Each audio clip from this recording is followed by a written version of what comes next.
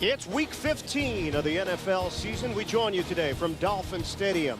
The Dolphins and the Jets. The Miami running game, running back by committee. It's working. Combination of Ronnie Brown and Ricky Williams. We'll have the action coming up. A look at the weather conditions here in Miami. 84 degrees. There is a chance of rain. We've got some cloud cover now. Sun was bursting through just a couple of minutes ago. AFC East. Miami at 6-7. Jets are 3-10. Miami needs Kansas City, San Diego, and Pittsburgh to falter down the stretch to have any chance of making the playoffs. Herman Edwards, maybe the most amazing stat of all, Solomon.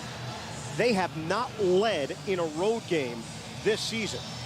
0-7, and still looking for their first road lead. Nick Saban riding a 3-game winning streak after all the controversy that this team didn't care about results and didn't care about wins and losses. Well, they're winning on a consistent basis since then. And I think he's gotten this message across, and the players have bought in. They focus on the process of what it takes to win, as opposed to worrying about the outcome and playing with a great deal of anxiety. I think it's because they bought into the coach's philosophy. They're able to come out and play much better over the course of these past 3 games. Jets have won the toss. Olindo Mare kicks it off to Justin Miller. Jets are looking for the sweep over the Dolphins. Here's Miller straight down the middle. And Miller bottled up as he hit the 32-yard line. Miami did a nice job on special teams to get down the field. Brooks Bollinger got his first win as an NFL starter last week. A 26-10 victory over Oakland. Let's take a look at the offensive line. Scott Bragg, he was banged up this week, but he is in there at right tackle. The backs and receivers today, Justin McCarron's a touchdown last week in that win over Oakland. And let's see how Cedric Houston's body holds up in his second week as a starter, stepping in for Curtis Martin, who had successful right knee surgery earlier this week. Base offense to open up. Here's Bollinger, bootleg, throwing, soft toss to McCarron's. And a first down as he angles out of bounds.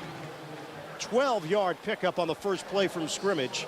And we take a look at the Miami defense, who comes in ranked number 21 overall. Defensive line, Vonnie Holliday, a little more pressure on him because Keith Traylor is missing his 3rd consecutive week. Linebackers, what a rookie season for Channing Crowder at linebacker. And in the secondary, Lance Schulters, he's a playmaker. He leads the defense with 3 interceptions this season. On a 1st and 10 from the 44 for the Jets. First running play. It's Houston up the gut. Able to cross the 45 and pick up 3 yards. Zach Thomas in on that stop. AFC Defensive Player of the Week after his 11-tackle, 1-interception performance in that win over San Diego. And the linebackers, including Zach Thomas, they like to play downhill for the Miami Dolphins. They're very fast-flowing. As you saw in the first down play, they got the defense going one way, and then you had the bootleg by Brooks Bollinger coming open to hit Justin McCarron. Look for them to do more of that in this game. Jets won the first meeting in week 2, 17-7 at the Meadowlands. Take the handoff. Bollinger airing it out on 2nd down. Deep throw, and it's incomplete. He was looking for Lavernius Coles down the middle and was unable to make the connection. No, they had what they wanted. We said that they are a downhill, fast-flowing defense, so they bite on the play-action fake. And watch Coles. He gets on top, but I'm not sure that he finds the football. See, he's running, can't see the ball, so I think the ball's going to be overthrown because he can't get to the spot where that ball is going to arrive. But I think the play was great by design, and it was nearly executed. I think Coles has to do a better job of finding the ball once you get on top of the secondary. Coles has 6 touchdowns and 7 career starts against Miami. Dime package for the Dolphins. 3 receivers set. Cotchery's in there. Blitz coming. Bollinger is unable to complete it to Jolly. He got rid of it in a hurry. And because of the heat, the Jets will punt. Oh, Jeremiah Bell's coming off the corner. They're going to blitz the young quarterback. You're going to see that with, I think, both defenses today. Herman Edwards is going to send his defense at Gus Frerotte, but he expects Bollinger to make quick decisions and get rid of the ball. Don't take the sack. It's okay to punt it because that's how they play offense with the New York Jets. The rookie from Australia, Ben Graham, having an outstanding first year in the NFL. Wes Welker going to let it bounce, and a wise choice. Takes a roll to the end zone. Miami will have it at the 20 for its first possession of the day. 53-yard punt, a 33-yard net. Dolphins and Jets, old school AFC rivalry. More to come. Dolphins riding a 3-game winning streak, averaging 26.7 points and 376 yards of offense over that span. They open up a 1st and 10 at their own 20-yard line. On a handoff, Ronnie Brown trying to run off tackle, and John Abraham was the first man there, limiting him to a 2-yard gain. Gus Frerotte, his best passer rating of the season last week against San Diego, 128.8. Outstanding performance in that 23-21 win. Changes on the offensive line. McKinney done for the year. Ephraim in at guard, Hadnot at center. Backs and receivers, Ronnie Brown closing in on a 1,000-yard rushing season. Dolphins go no huddle. It's Brown trying to get in space on the outside. Spilled towards the sideline by Eric Coleman. And a 5-yard gain for the Auburn product. Defensively, the Jets, they come in ranked number 12 overall. Brian Thomas in for the injured Sean Ellis. Legree in for Dwayne Robertson. Linebackers, Barry Gardner in for the injured Mark Brown, who was backing up Eric Barton. And in the secondary, Ty Law had his 6th interception of the season last week in that victory over the Raiders. And a 3-receiver set. 3rd and 3. Welker is the 3rd wideout for Frerotte. Shotgun, Frerotte lofts it. And Ronnie Brown could not handle it. Coleman, the safety, covering the running back, and the Dolphins will punt. And again, on 3rd down, what do? You come with pressure on the quarterback. Jonathan Vilma got into the face of Gus Frerotte, forced him to hurry that throw over to Ronnie Brown. Was not an accurate throw, so it's the defense putting pressure on the quarterback, I think, on both sides, that's really forcing, I think, the 3 and out for both offenses. Jericho Cotchery is the return man for Donnie Jones' punt, averaging just under 44 yards per punt in his 2nd year out of LSU. Cotchery lets it take a bounce, trying to make something happen. One stiff arm, and gang tackled. Jeremiah Bell slowed him down, and then he was finished off by Moore. No score. Jets, Dolphins. NFL on CBS is sponsored by Southwest Airlines, proud sponsor of the NFL and official airline of Super Bowl 40. Volkswagen, on the road of life, there are passengers and there are drivers. And by Budweiser Select. Finally, bold taste meets a clean finish. Expect everything. Early in this first quarter, 12:22 to play, scoreless. The Jets and the Dolphins. In 8 of the last 9 years, the season series has resulted in a sweep. And the Jets are trying to complete one here today and trying to pick up their first road victory of the season as well in their last chance. Doug Jolly set up as a receiver on 1st down. Handoff. Houston slipped, and it cost him. No gain for Cedric Houston. 0-7. The Jets on the road this season. No Jet team has ever gone 0-8. Well, you say, well, why are you 0-7 on the road? Here's why. When you can't score points where they've scored 6.7 points per game on the road as opposed to at home, or you see what the opponents have done, they've really struggled to get it going, I think, on the offensive side of the ball. That's why they have to play slow and conservative, because if they give up points, the offense can't match it, and it could be a blowout. On 2nd and 10, here's Bollinger over the middle to Cedric Houston, releasing out of the backfield.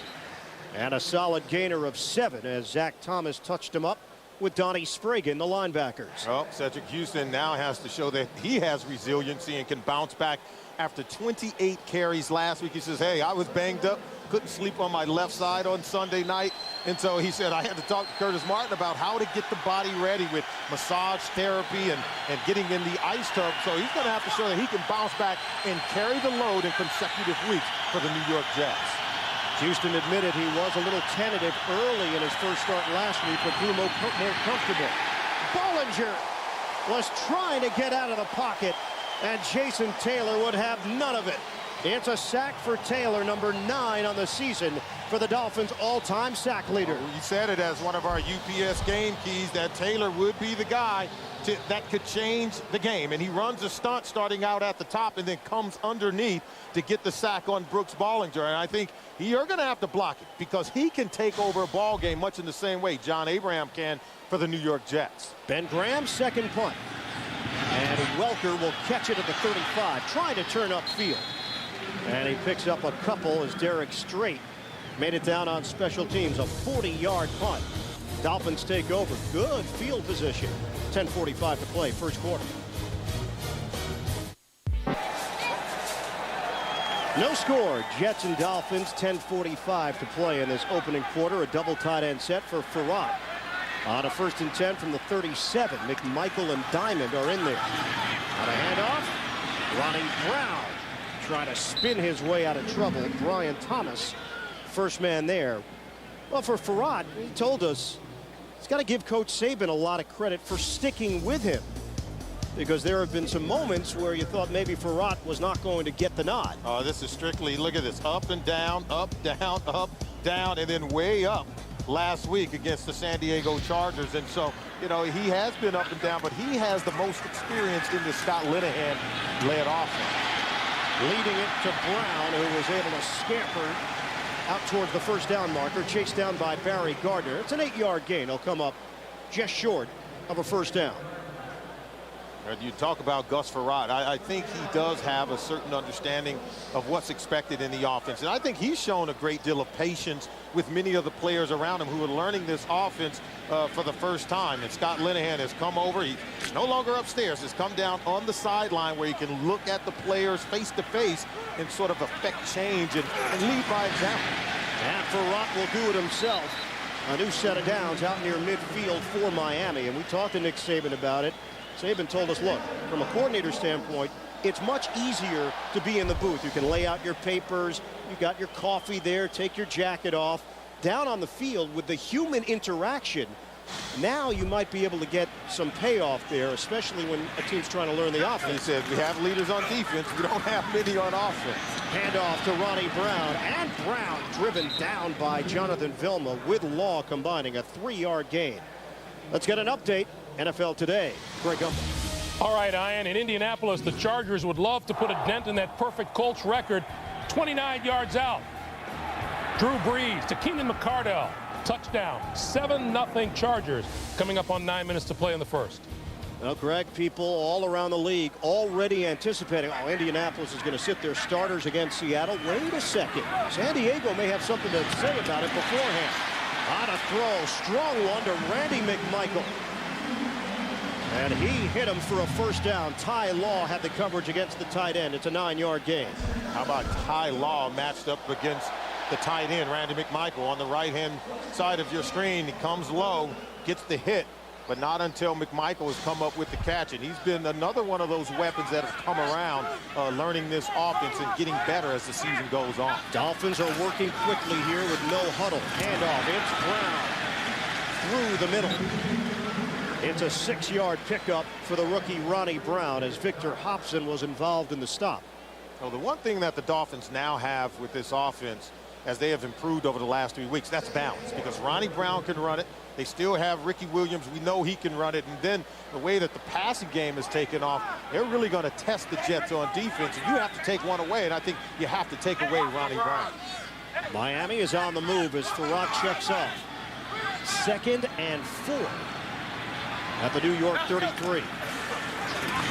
Into a pass play, hits McMichael, driven backwards by Rhodes, and they'll give him some forward progress there for a gain of about 3.5. Now the Dolphins coming out, trying to figure out the matchups. They're going with that no huddle.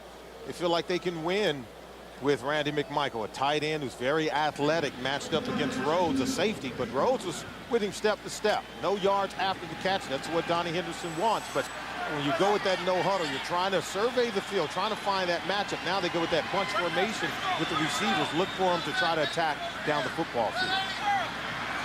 On a 3rd and 2. Out of the gun, Frerotte. Looking to move the chains. Frerotte. Safety valve is Brown, and he spins for the first down.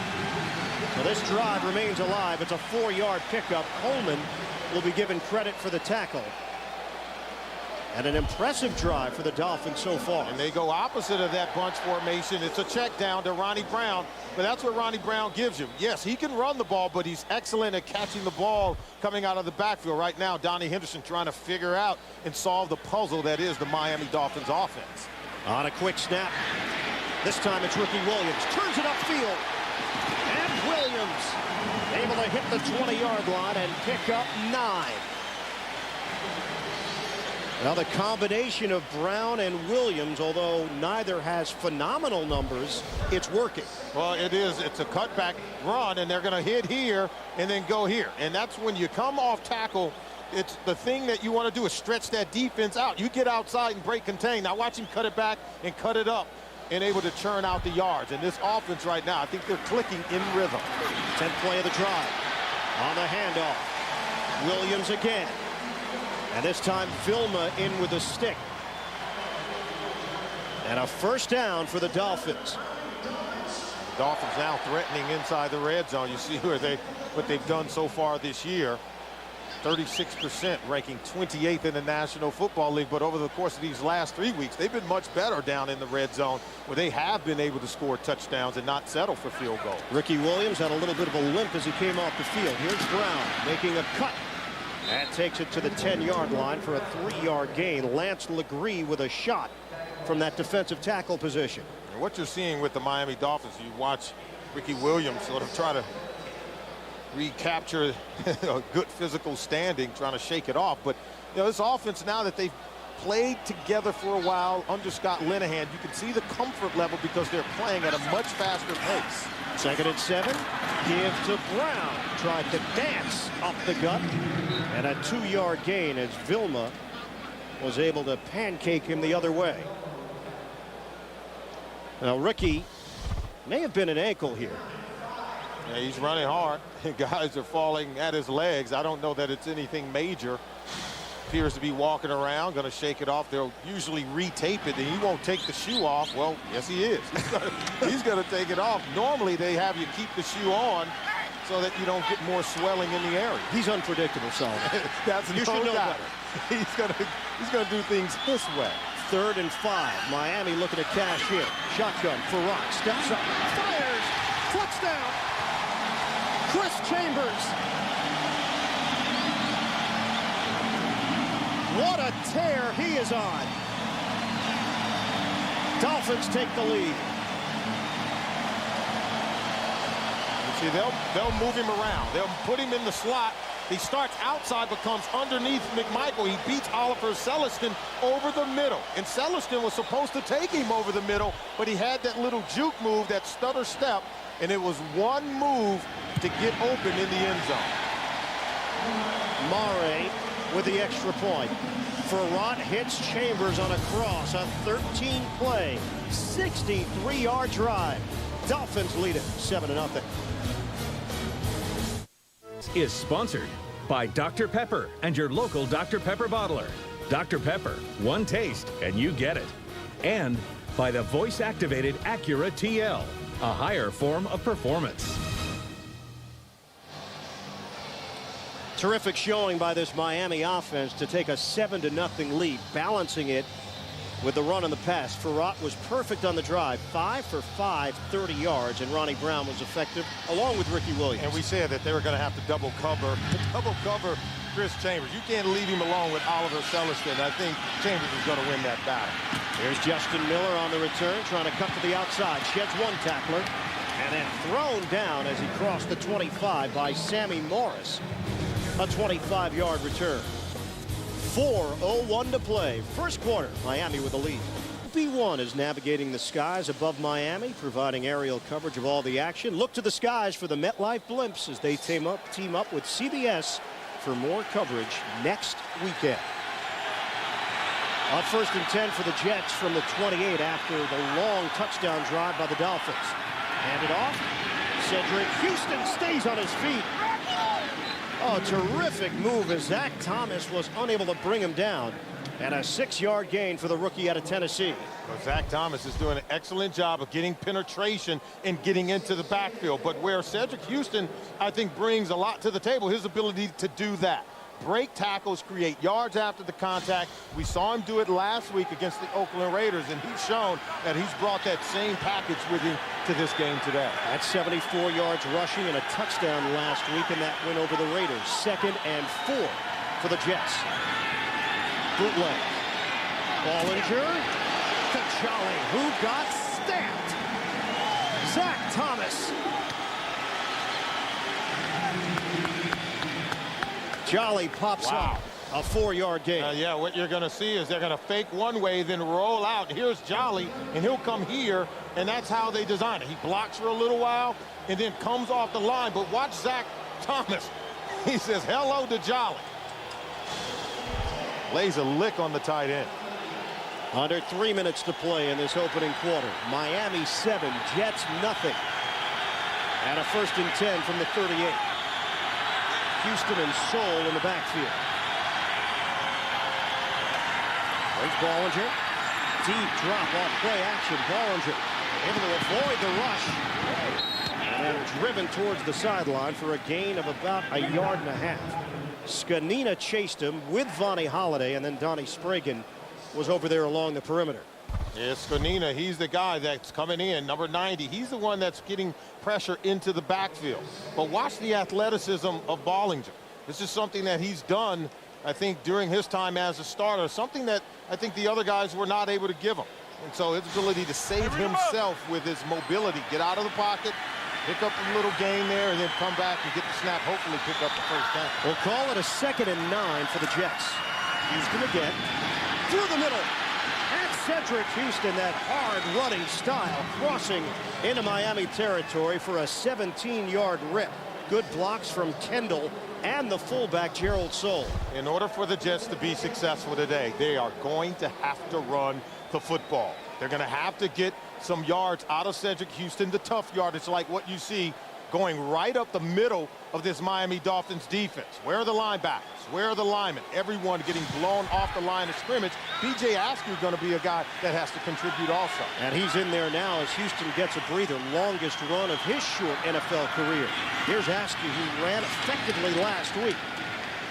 Not much room to work with there. It's a 1-yard gain. Askew 9 carries, 56 yards a week ago as Zach Thomas was involved in yet another stop along with Channing Crowder. And the reason why they're going to have to be able to run the ball, you can't put it all on the shoulders of Brooks Bollinger, and then you're going to have to run the ball to slow down this charging defensive front for the Miami Dolphins, because they do play fast. They get up the field with Kevin Carter and Jason Taylor and Zach Thomas. The only way you can slow them down is run right at them. Manuel Wright now in there. Rookie out of USC. Scanina goes to the sideline. Here is Bollinger. Floats one to the outside. Good catch by Soule. And he took a smack from Thomas, but it's an 8-yard pickup through the air. All right, Gerald Soule, every time I watch him play, I'm impressed with what he gives this offense. He's an excellent blocker for the runner. He's an excellent blocker in pass protection. But watch this catch when he comes out of the backfield. Not a well-thrown ball, but he doesn't hesitate. A one-hand grab to make the quarterback look good. And he finishes off the run very strong also. Soule had another one-handed snare a week ago against Oakland. He's been doing it for a while now in his 9th year in the league. Soule and Askew are in the backfield. Play clock is down to 4, and a timeout taken by Bollinger. 24 seconds to play, opening quarter. Jets are moving down the field, trailing 7-0. On the road this season. Play fake, roll, catch made by Jolly. He's got a first down out along the sideline. And this drive will continue. It's a 12-yard gain. It's a play-action bootleg. It is, I think, the main play that they're going to have for the New York Jets today, because they understand they're playing against a defense. And just watch, you see the tight end coming underneath Doug Jolly. They fake the run to one side. Jolly comes underneath. He's wide open in the flat. They understand that this Miami Dolphins defense, they're very aggressive. They are an attacking defense. You get them going one way, you can make a play and get a guy open to the opposite side. And of the first quarter here in South Florida, Miami with a 7-0 lead on the Jets. You're watching the NFL. See if your teams are in or out at CBSSportsline.com. Ian Eagle, Solomon Wilcots, the rest of our CBS crew from Dolphin Stadium. Start of the second quarter, Miami 7, Jets nothing. And the Jets with a 1st and 10 at the Dolphins 23. Cedric Houston is back in there. 4 carries, 26 yards for the rookie. Double tight end set, Jolly and Dreesen. Handoff. Houston finds a lane and makes a cut to the 19-yard line for a pickup of 4. Vonnie Holiday among those there for the Dolphins defensively. Houston is a low. 6 feet, 220 pounds. He's going to have to get it going, but you can see the passing yards for the Jets. They're starting to get some movement, and then the 40 rushing yards, I think, for the Miami Dolphins. That gives them balance in their attack. Ronnie Brown and Chris Chambers were some weapons around their quarterback, Gus Frerotte. 2nd and 6. Houston the lone setback. Just underway here in the second quarter. Another bootleg off a play fake, and this time Miami was ready. Jason Taylor sniffed it out, and a flag thrown. As Bollinger took a hit, Taylor has a wry smile on his face. I was going to say it was a smart play by Jason Taylor until he hit the quarterback. Walt Coleman. Personal foul, roughing the passer, hit the quarterback in the head, 99 defense, half the distance to the goal, first down. Now watch the motion away. See, he stays home because he knows the quarterback is coming back, but then don't go and hit him, don't throw him to the ground. They're going to take care of the quarterbacks in this league, Jason. And as a defensive player, you run that far, yeah, you want to hit someone, but you have to play smart and hold up. That one might have been a little sketchy, though. It always is. I always think that, yeah, you can get a hit in and, oh, it wasn't that bad. But they are going to protect the quarterbacks. We've seen it time and time again. And as a defensive player, you have to learn. On 1st and goal, handoff. Houston driving, spin move, still on his feet. And Houston brought down finally at the 1.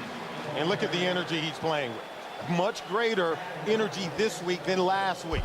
And you see he's starting off the game now running with vengeance and running with a purpose. Watch him break tackles. 2 defenders there. He leaves those guys behind, and then the 3rd and 4th guy barely keep him out of the end zone.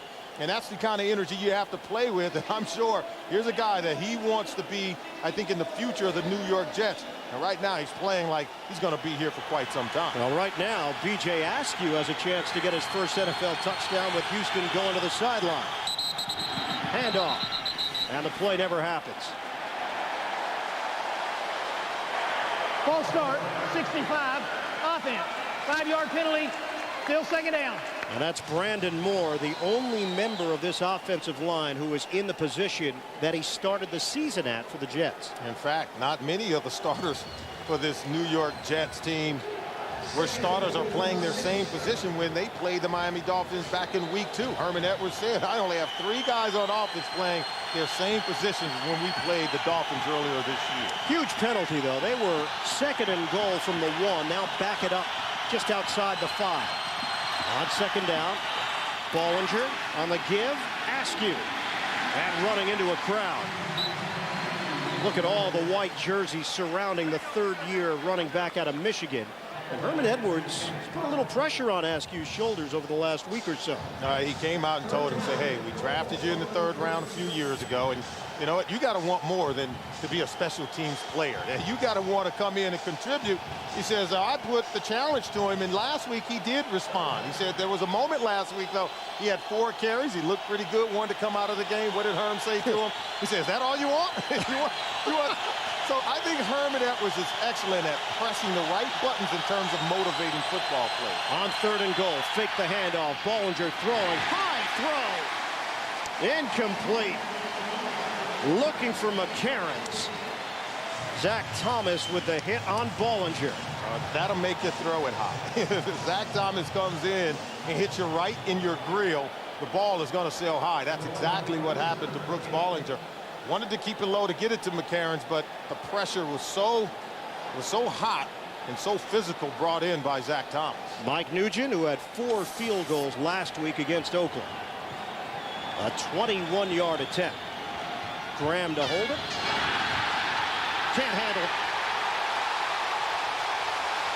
Graham lost the football at the end. Play has been whistled dead.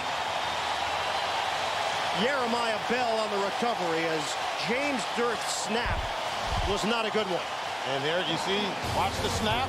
Snap was low, and Graham can't handle it, and it's just a crucial mistake by the New York Jets. Finally, we're using my credit card, Milo. To his Australian rules football days. Bad snap by Dirk, and Miami takes over. Jets, no points to show for that long drive. A throw, incomplete.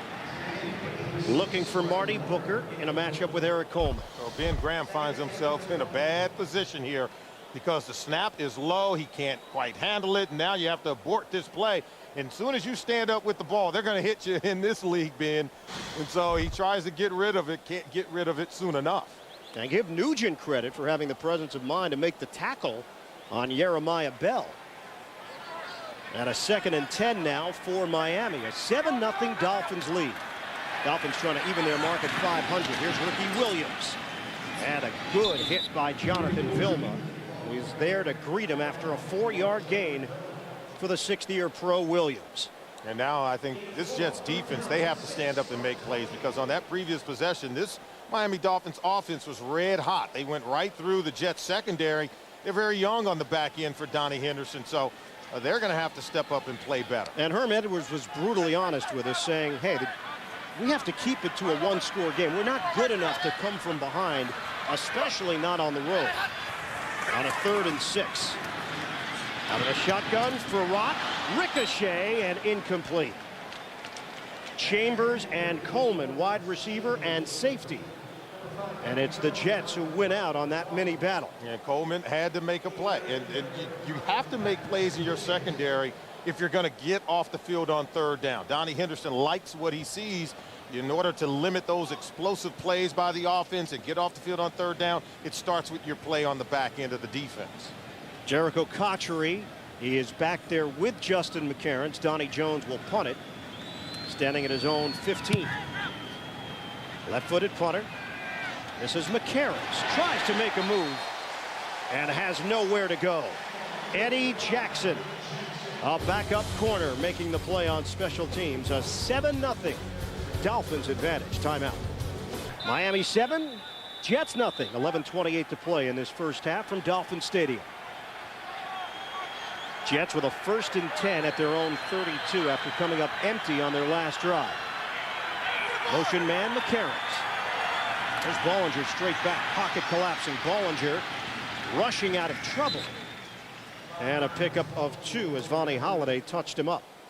Coming up, Sprint halftime report. Greg, Dan, Shannon, and Boomer have the latest NFL scores and highlights. That's all coming up on the Sprint halftime report. Double duty for those guys in the studio yesterday. Hard-working guys. They're back there today. Well, it's nice to see them earning their money. Yeah, it's a good point. Coming to work on Saturday and on Sunday. We have football both days. I think it's good. Yeah, agreed. 2nd and 8. 3 receivers set. And here's Bollinger to throw it. To Doug Jolly. Jolly fumbles. And Miami recovers on the cough up. It has been a miserable season for the tight end, Doug Jolly. And this is the kind of game that Herman Edwards said that we can ill afford to play. We botched the field goal attempt, and then on the next possession, you turn it over deep in your territory. The pass to Jolly. Yes, you're fighting to pick up yards, but you first have to have ball security. You see it stripped that time right there by Sam Madison, number 29. He gets the hand on the ball while Jolly is trying to jostle and get away and gain more yards. But you have to protect the football. This turnover could be crucial. If Miami can turn it into points, this is a point where I think they could blow the game wide open. 1st and 10 at the Jets 42.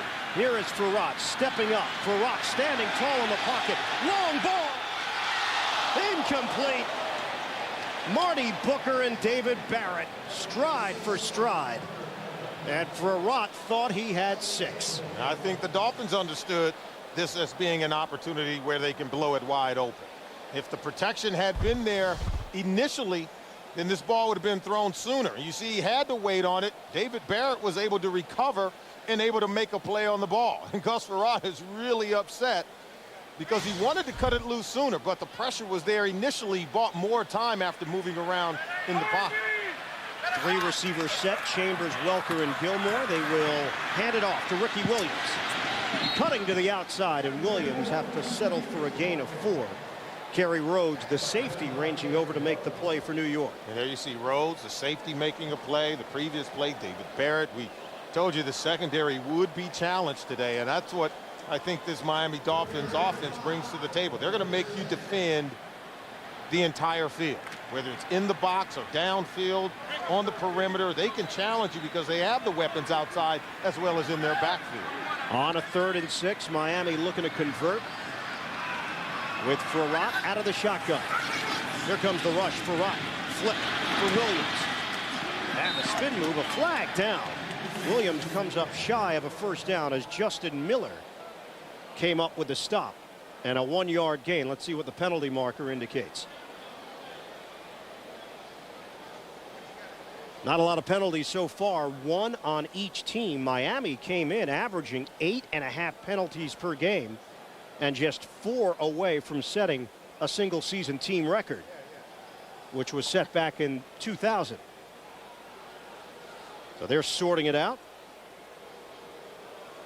Pass interference, 84. Offense. That penalties decline. Play results in a 4th down. So Chambers called on the pass interference. Jets turn it down, and a 4th down for Miami. But look where they are on the field. Do you think about punting here, trying to pin the Jets deep, dare them to come down the field? And they probably believe the Jets are incapable of going far here, or try a field goal with Olindo Mare. I think you can do it because the Jets offense, I mean, they're real slow. They don't have the explosive players on offense to gain yards by the chunks. And the way that your defense is playing, if you're Nick Saban, you say, hey, let's go ahead and try to put some points on the board, even if we miss it, and give good field position to the Jets. We believe that our defense can stop them. And now I think they even are more confident because Gus Ferrotte's coming on the field. It looks like they're going to go for it. So Mare was sent out there. It would have been a 54-yard attempt. Mare's longest this season is 53, and now Frerotte is going to get a crack at this Jets defense on a 4th and 5. Or will they?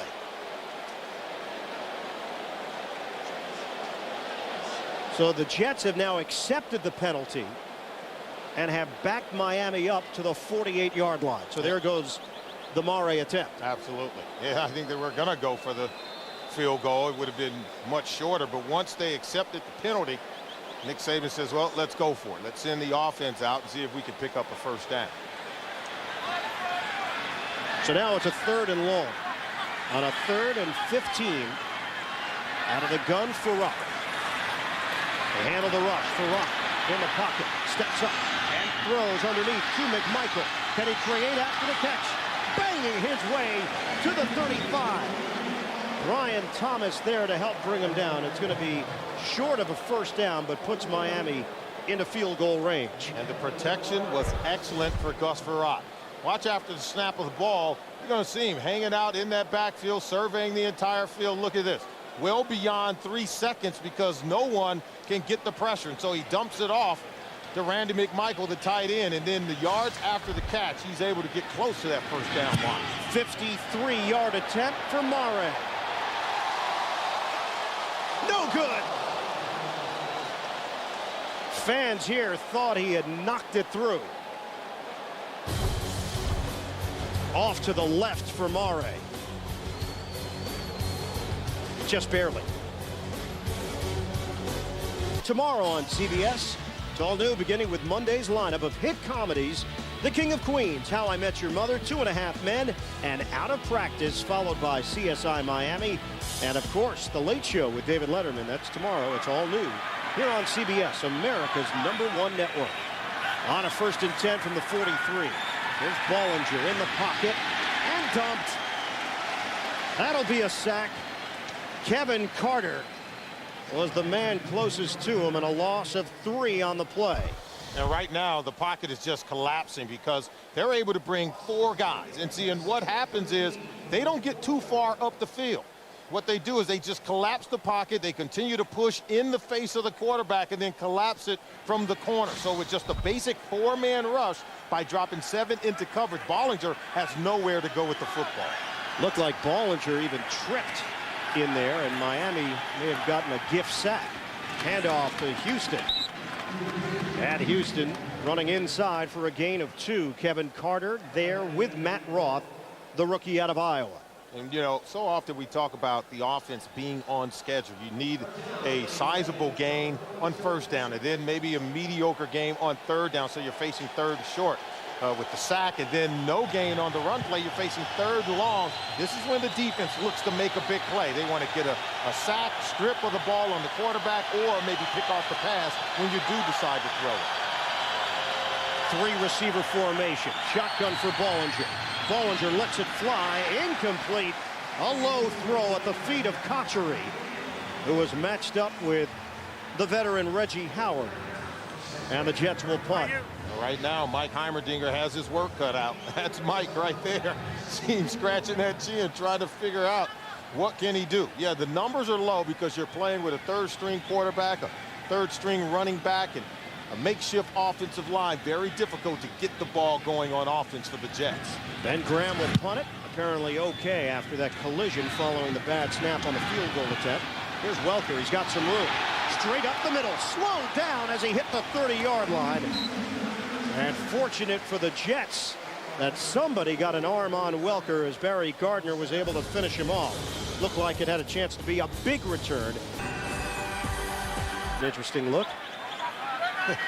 Low point of the Dolphins season was a 22-0 loss in Cleveland on November the 20th. They have not lost since as Ronnie Brown carries for a gain of 4. Eric Coleman there to make the stop for the Jets. And for over 140 million viewers, CBS is the place for TV's #1 news magazine, TV's #1 comedy, TV's #1 reality show, and the #1 show on television. And more people watch the NFL on CBS than any other network. CBS, America's #1 network. 2nd and 6 for the Dolphins. Here's Frerotte. Slings it. Incomplete. McMichael with Ty Law. And the second time today we've seen that matchup between 2 terrific, outstanding performers. Law, a Pro Bowler. McMichael's got the talent of a Pro Bowler. There's no denying that. Oh, you know, Ty Law is going to take his chances. He understands that when the defense is blitzing, the quarterback has to get rid of the ball quickly, and he's going to jump some things. Now, I expect Miami to come with a double move and try to bait him, then go up top and score a touchdown. And now a 3rd and 6. Here's Frerotte. Here comes the rush. Frerotte loses the ball. Jonathan Vilma, and a flag comes down. If Vilma went to the side of the head of Frerotte, it's going to cost him because he came in clean. And they came with pressure, and they actually came with an out-and-up move, Chris Chambers, on Ty Law. Walt Coleman. Looked like Vilma and Rhodes on that blitz package. Would have been 4th down for Miami. And these officials are talking it over right now. Wonder if they're going to pick up this flag. Personal foul. Roughing the passer. 51 defense. Hits the quarterback in the head. 15-yard penalty. 1st down. It's the Miami native Jonathan Vilma, much to the chagrin of Edwards and Henderson. Oh, well, because they draw it up and it comes well. See, watch Jonathan Vilma hit the arm of Gus Frerotte. The other arm was wrapped around his neck. Now, remember the call from earlier where we couldn't quite tell if there was a personal foul. Cut by Ronnie Brown. And Brown chewing up yardage. A 12-yard gain, but Brown a little bit gimpy as he grabbed that left knee. Good block by Lorenzo Diamond, a backup tight end. Ricky Williams will come in to replace Brown. He's able to blow a hole open in the middle of that Jets defense. So now Williams will get the call and able to carry to the 30 for a 5-yard gain. The linebacker Victor Hobson with the tackle. Brown comes in averaging 4.5 yards per carry. Williams 3.9. And the breakdown so far between these 2 running backs. I'm amazed they've made changes on that offensive line, but still able to move the ball well. Dime package for the Jets. Quick hitter. It's McMichael in the open field. And a 1st down out near the 10 for Miami. That's a 19-yard hookup. Some of the same things we saw with the Jets offense. They're getting Gus Frerotte on the move, rolling him out of the pocket, getting Randy McMichael out in space. He cuts it back. And Kerry Rhodes is not able to make the tackle. And so right now, this offense, I'm telling you, it looks really good for Miami.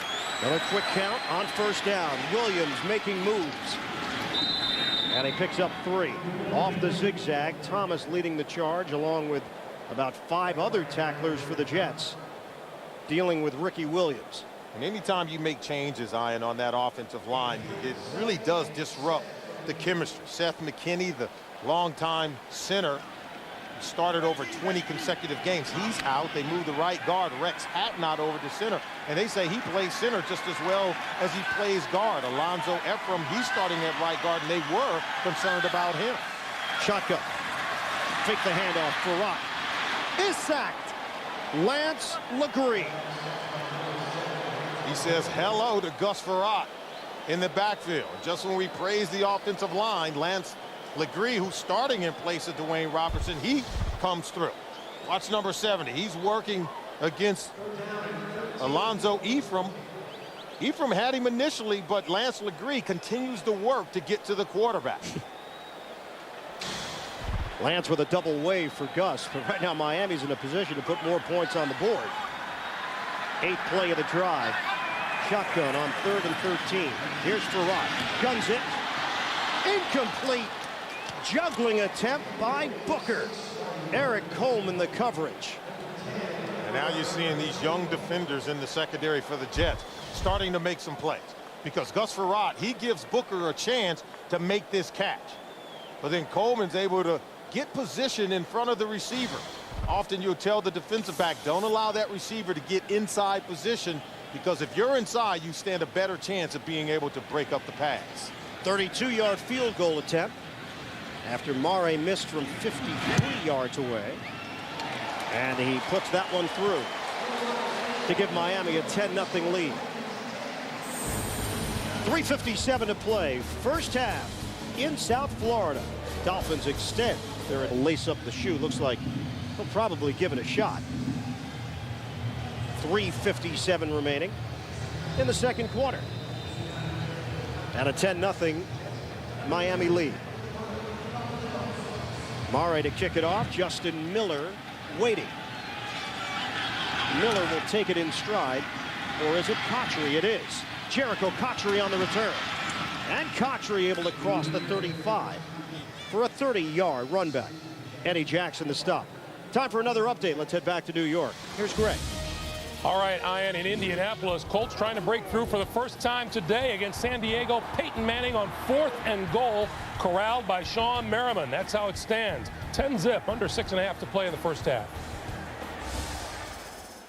Well, a huge game for San Diego with Kansas City and Denver still remaining on the schedule. And a big game for Miami in the terms of the fact that San Diego, if they keep winning, Miami, they've got no chance at a postseason berth, no matter what they do. There's Bollinger. Out across the middle to B.J. Askew.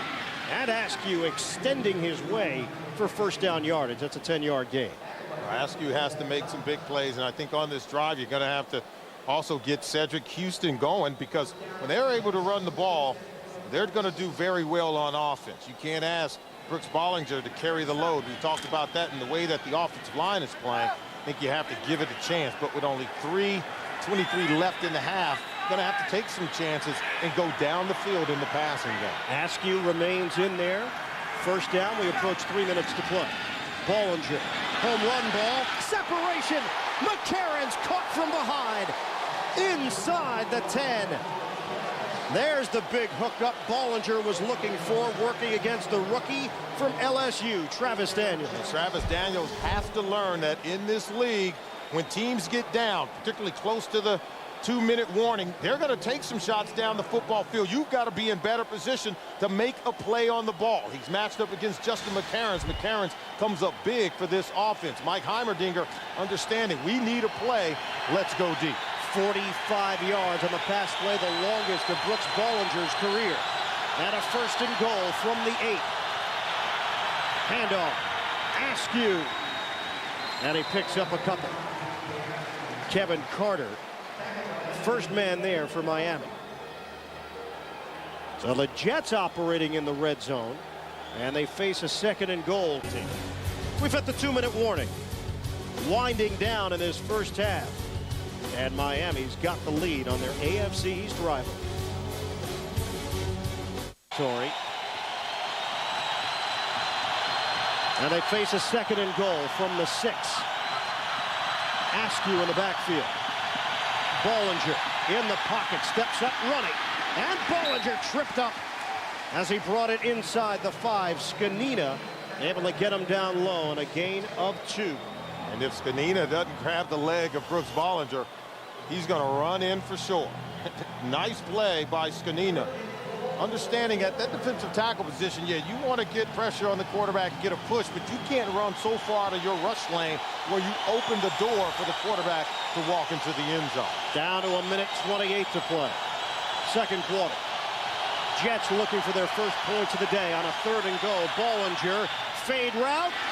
Coles, he's got it. Touchdown, Jets.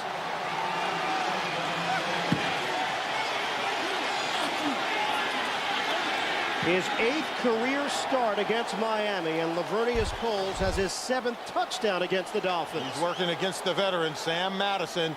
See, Sam gets caught behind the receiver. In that position, you got to get in front of the receiver or you will not be able to make a play on the football. Coles was able to play basketball down in that corner of the end zone, come down with the rebound, scoring a touchdown.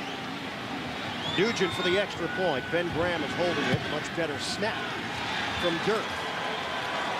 And the Jets put 7 on the board before we hit halftime. 1:18 left to play in the 2nd quarter. Timing route works to perfection. Play 64-yard drive. Bollinger, the big hitter, came to McCarron's on the deep ball. But then the final connection to pay it off to Coles. No, he executed and made plays in the passing game. Said that you can't put it all on him, but you know what? You can't hide these quarterbacks either. Sooner or later, they are going to have to make a play if you have any chances of winning a football game. And I think he's shown that he has some touch when going down the field. It's nice to see that his receivers, both McCarron's and Lavernius Coles, are now starting to make some plays. So Nugent will kick it off. Wes Welker is standing at his own 4-yard line. Travis Minor is in front of him. Nugent had a problem on kickoffs last week. They were short. And this one fairly short again. Welker from the 10. There's Welker. Able to take that opening and cross the 30-yard line. And it's time right now for the wisdom of Solomon. Oh, and what about the best teams who will not make the playoffs? How about the Atlanta Falcons? Because they play 2 of their next 3 games on the road games against some of the top teams in the AFC. And actually it was the Miami Dolphins last week that really may have blown out the candles on their playoff party 1 week ago when the Miami Dolphins went to San Diego and beat the Chargers. On a handoff, Ronnie Brown is back in there, bouncing back from the knee injury. Lance Legree the stop. Miami has 3 timeouts remaining, and I think the fans here do not want to see conservative play calling as McMichael is down. Randy McMichael has been the leading receiver today for the Dolphins. 4 catches, 42 yards. And the clock is stopped with 1 minute to go in this first half. We'll keep an eye on Randy McMichael. Tell you about his status when we come back. Michael was able to walk off the field on his own. Take a look at what happened. Yeah, they're going to roll up on the back of that left leg, or one of his legs, Lance Legree. They roll up, and I know they had been taking a look at one of his knees. It's actually his right knee, and he was able to get up. And that's one of those deals where, you know, you're trying to block, you're trying to help out in the run game, and you know, you don't have eyes in the back of your head. You can't see that pile falling on the back of your legs, and so many players are injured in that fashion. And really, while they're trying to do the right thing, they're trying to block and help out a teammate, I think guys have to do a better job of, even the defender, as you're coming in and try to help a guy hold up and say, hey, here they come, and pull them out of there. I know we would do that in practice, and sometimes if you like a guy for the other team, you try to help him out. Really? Absolutely. No one wants to see a guy get hurt, and you definitely don't want to see a guy lose the rest of the season due to injury. 2nd and 8 now for Miami. Brown remains in there. McMichael's on the sideline. Shotgun for Frerotte. See if they take a couple of shots here. Frerotte throwing. Sideline route. Marty Booker. Justin Miller gave him all kinds of cushion It's a 15-yard pass play. Justin Miller lost sight of Marty Booker as they were both running up the sideline. Marty Booker stopped when the ball was thrown, and Justin Miller continued to run upfield. 40 seconds remain after the spike from Frerotte. Apparently did not have another play called after they made the first down following the timeout. 40 seconds left. And remember when Scott Linehan was with the Minnesota Vikings, they would go down the field just about every time they threw the ball. This offense is beginning to look like the one he had with the Minnesota Vikings. Once again, shotgun. Frerotte, deep drop. Delayed blitz. Frerotte throwing under duress and picked off by David Barrett. Here's Barrett looking for an opening. Trying to get to the outside. Barrett hurdles his way into Miami territory. And a costly turnover as Frerotte was trying to thread the needle to Chambers. Oh, he actually did thread the needle because the ball was thrown on the money. Frerotte was hanging in there looking to make a play up the football field. And he's going to have the receiver open in the middle. You see the pressure coming in. Brian Thomas comes in and he throws the ball. And look at that. Right in the hands. It looked like Brian Gilmore, number 82. Ball hit him in the hands and then ricochets off his hands and is intercepted by David Barrett.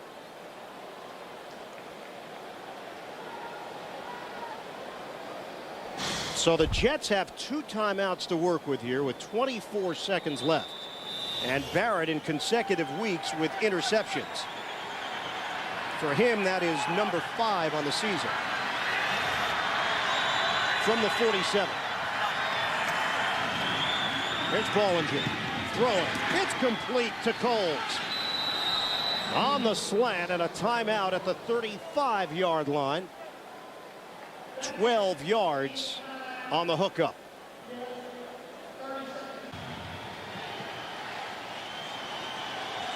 Setting the Jets up with a chance to put some more points on the board before the break.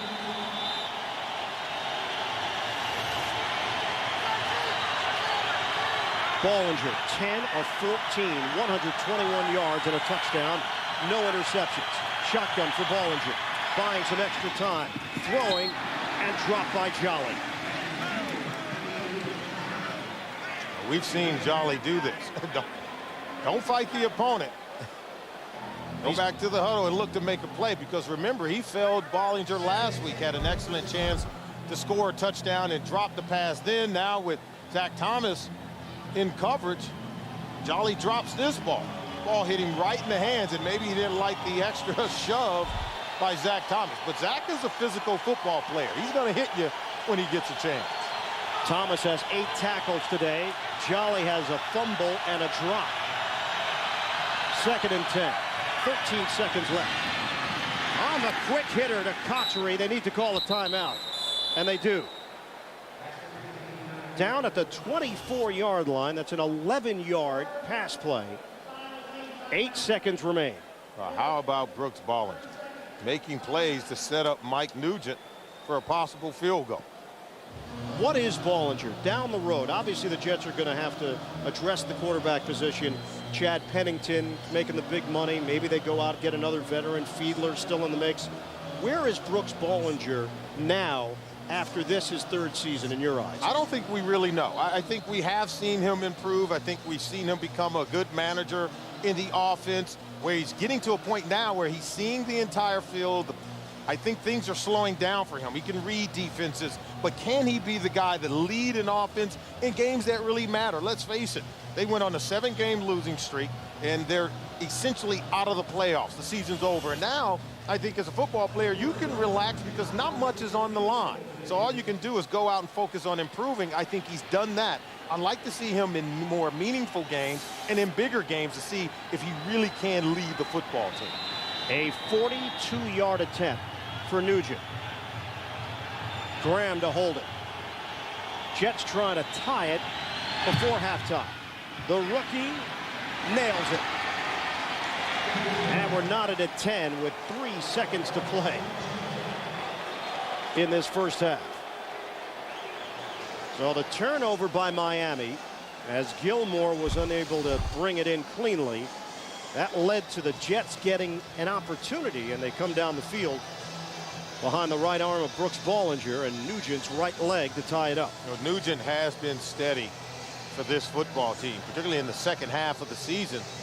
He's been an offensive weapon because they haven't been able to score many touchdowns. Trying to put together a 4-game winning streak. Sprint halftime report is coming up. We'll send it to New York when we return the NFL on CBS. CBS has finished #1 every week. Bollinger to throw to Doug Jolly. Jolly fumbles. And come back. Getting ready for second half action here in Miami. The Dolphins and the Jets are tied at 10. Welcome back to the broadcast booth, everyone. Ian Eagle along with Solomon Wilcots. I'm sure the Dolphins feel like they didn't deliver the knockout punch. They had a chance to take a 2-touchdown lead, unable to do it. Allow the Jets to get back into the game. And the Jets, it is their defense that has allowed them to stay into the ball game because they were able to get that interception. And then Brooks Bollinger has played steady and has been able to move the football. If you're talking about the play of both quarterbacks, Gus Frerotte started off on fire. The one interception, when it went off the hands of his intended receiver, allowed the Jets to get it going. And then the combination of Ronnie Brown and Ricky Williams has added balance to their offense. And how about Chris Chambers? He has gotten into the end zone. Justin McCarron's had a long ball on the opposite end, and then Lavernius Coles was able to get the touchdown on the fade route for Brooks Bollinger. So you see it's really even across the board. Both offenses are able to move the ball, and I think the turnovers, the Jets are really going to have to try to protect the football if they have any chances of winning this game. So here we go, second half in South Florida. Nugent will kick it off. Wes Welker is deep, standing at his own 4-yard line. Dolphins looking to keep the winning streak going, make it a 4-game streak. Jets trying to win their first road game of the season in their last attempt, as Welker is tripped up by Rashad Washington out across the 30-yard line. That's where Miami will set things up to start this third quarter. Sage Rosenfels is in.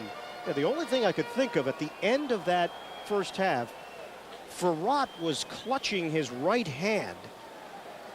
And he's had problems with a finger on that throwing hand, having some swelling. Sage Rosenfels in his last game against Buffalo, he's played well. In his 5th year from Iowa State, here's Rosenfels throwing on the move. And to a spot along the sideline, Chris Chambers.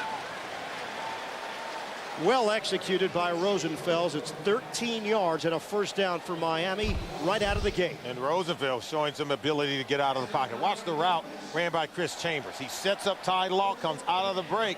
Ty Law can't close on it quick enough before Chambers is able to make the grab. But look at the big guy, Rosenfels. He's able to move and throw the ball accurately while getting out of the pocket. From the 45, they stack the line. Now back off. Rosenfels on a give to Ricky Williams. And no gain on the play. John Abraham there. First time we've called his name.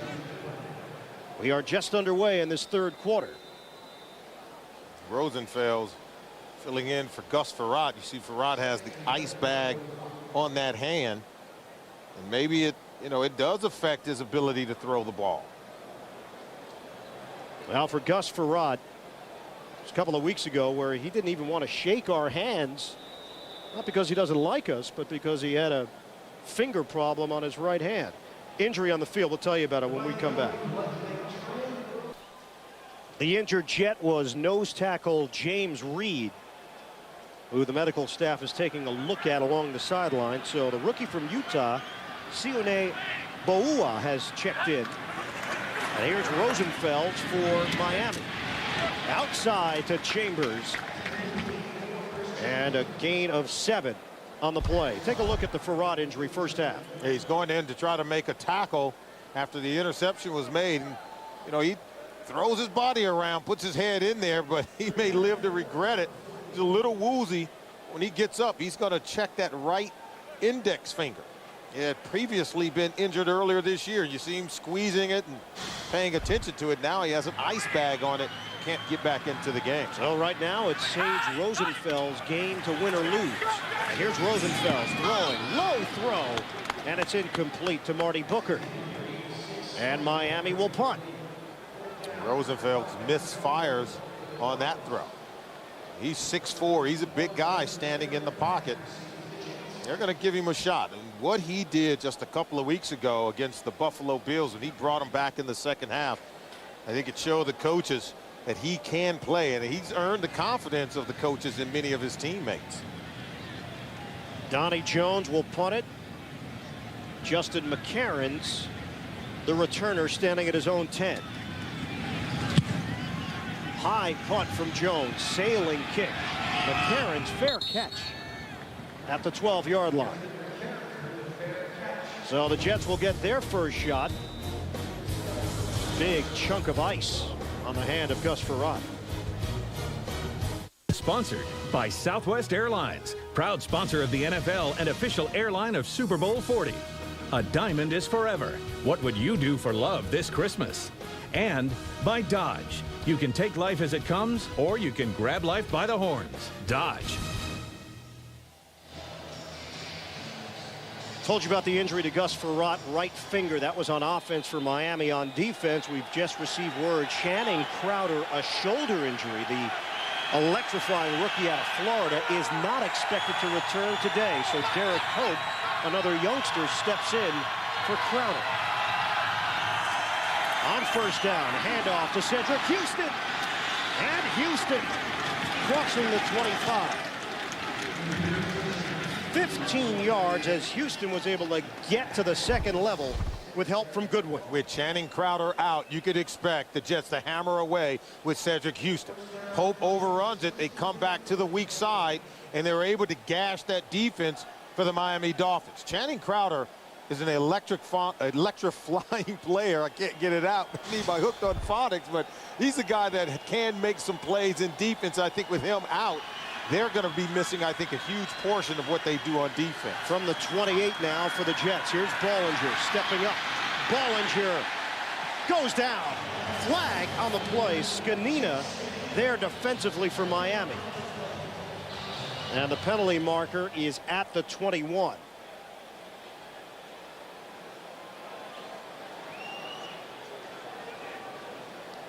Face mask could be the call in that heavily trafficked area. Personal foul, grasping the face mask, 93 defense, 15-yard penalty from the end of the run, first down. Now that's the veteran Kevin Carter. Watch Carter, number 93, comes in, seems swipe and hit the face mask. Did he grab it? Yeah, got a little bit. Did. And it was accidental. You could see he was reaching for the ball, trying to swat that ball out. Nevertheless, you cannot go to the head of the quarterback. Line of scrimmage is the 38 on first down. Handoff.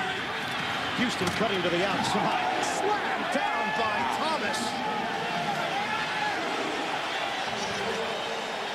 The five-time Pro Bowler welcoming the rookie to the NFL. Take a listen.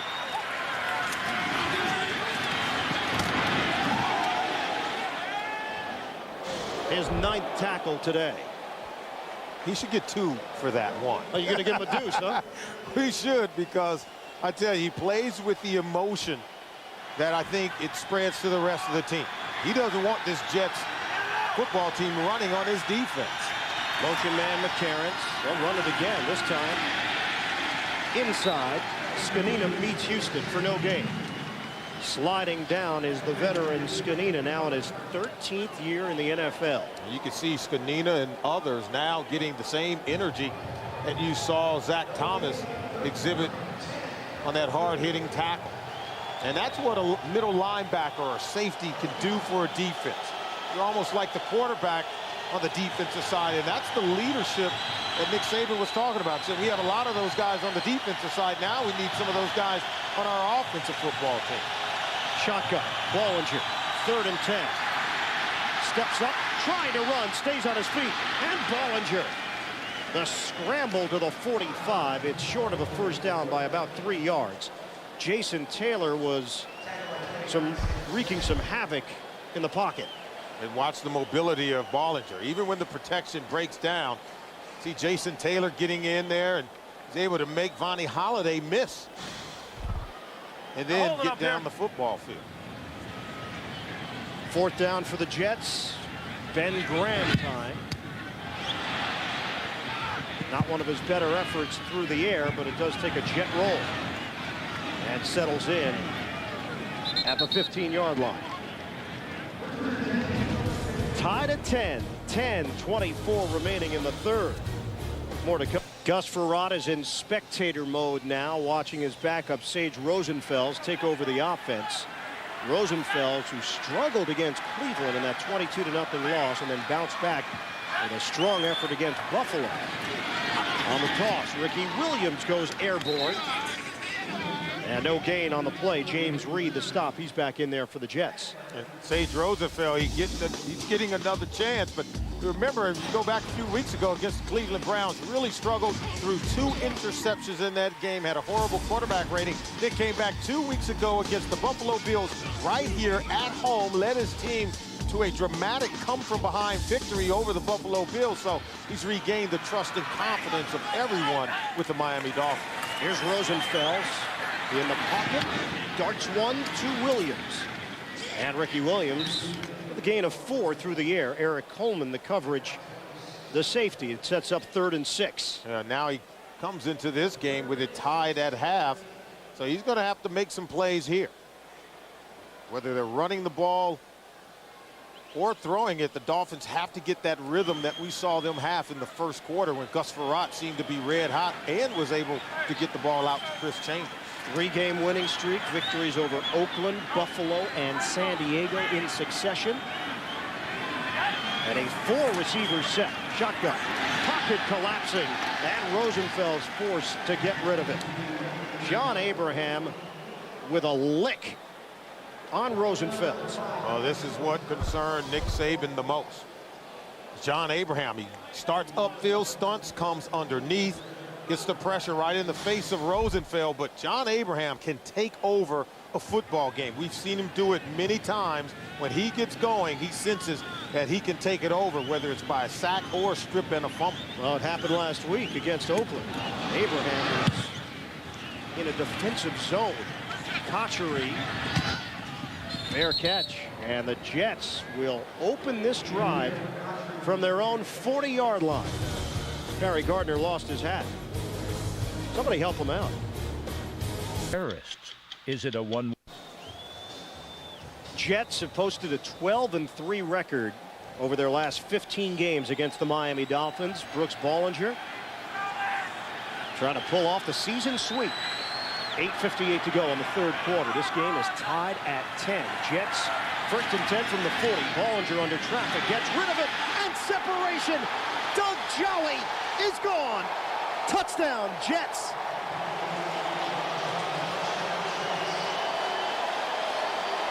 The safety fell down, Lance Schulters. And the Jets have their first lead on the road this season. Oh, this is the play they've been looking for to get from Doug Jolly all season long. Watch him, it's on the left side of your screen, getting inside of the safety. Once you allow the receiver to get inside, it's an easy throw for the quarterback. Lance Schulters falls down.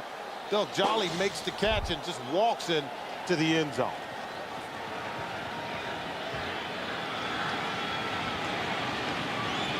Extra point from Nugent.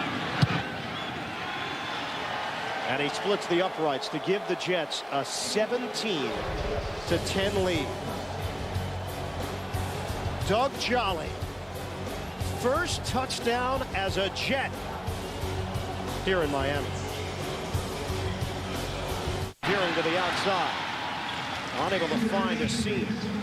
And Oliver Celestin makes the play on special teams. And they isolate the tight end on the safety, Lance Schulters. And I'm going to show you, here's Lance right here. Jolly's just going to come off and run right in front of him. But then Lance, he loses his footing. And he has poor hip movement. See, he turns out, then when he goes to turn in, he just falls down. Loses track of the football. That's just poor coverage by Lance Schulters. And the Jets have taken a 17-10 lead here in Miami. 8:42 remaining in the third. McMichael, the motion man, appears to be okay after that second quarter injury. Rosenfels throwing on the move. Did he get it clean? Eric Coleman. Herman Edwards wants it. And he was out of bounds. Well, I tell you, we told you at the top that Donnie Henderson, the defensive coordinator, when you talk to the players, he said he was as tough on us this week as he has been all season. That's because he wants Coleman and other defensive backs. Look at that. What a play. Just failed to get 2 feet down.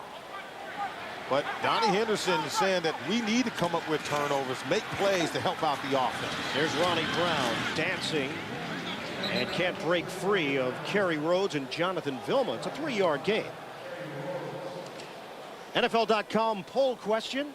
Let's take a look at what the query is this week.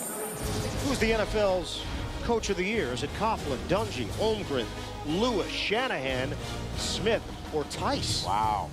If the Colts stay undefeated, you almost have to go with Tony Dungy. But I tell you, if the Colts can't win out, I like what Lovie Smith has done with a rookie quarterback in Chicago, and then what Marvin Lewis has done with changing a culture in Cincinnati to get to the playoffs is huge. Rosenfels covers up as he mishandled a shotgun snap.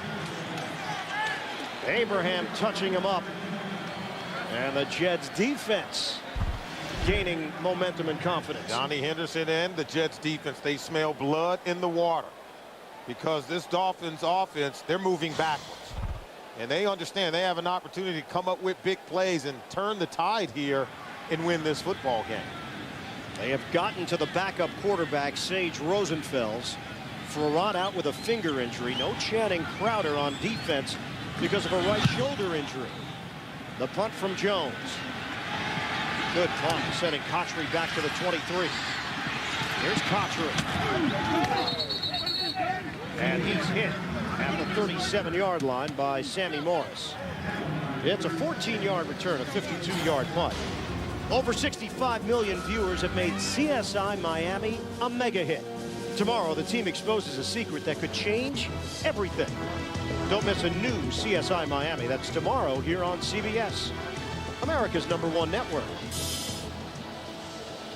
Now they've been doing some field work throughout the day. Divots all over the field, especially on that left side, looking from the press box side. Brooks Bollinger, 147.2 passer rating today, 12 of 17, 192 yards, and a pair of touchdowns. 7:20 to play in the third. Houston by himself in the backfield. Bollinger wants to throw. Steps up on a cross to Jolly. And he is spun down quickly by Derek Pope, who is filling in for Crowder. It's a 4-yard pickup. Oh, when you make a play for your quarterback like what Doug Jolly did on the 60-yard touchdown, the quarterback tends to look for you a little bit more. Now Brooks Bollinger is going to go to Doug Jolly. He's been thrown to 7 times so far today in this game. He's caught 5 of them. And there is Pope in his second year from Alabama, stepping in for Channing Crowder, who is done for the afternoon. 2nd and 7. Handoff. Here's Houston, able to hit the hole hard.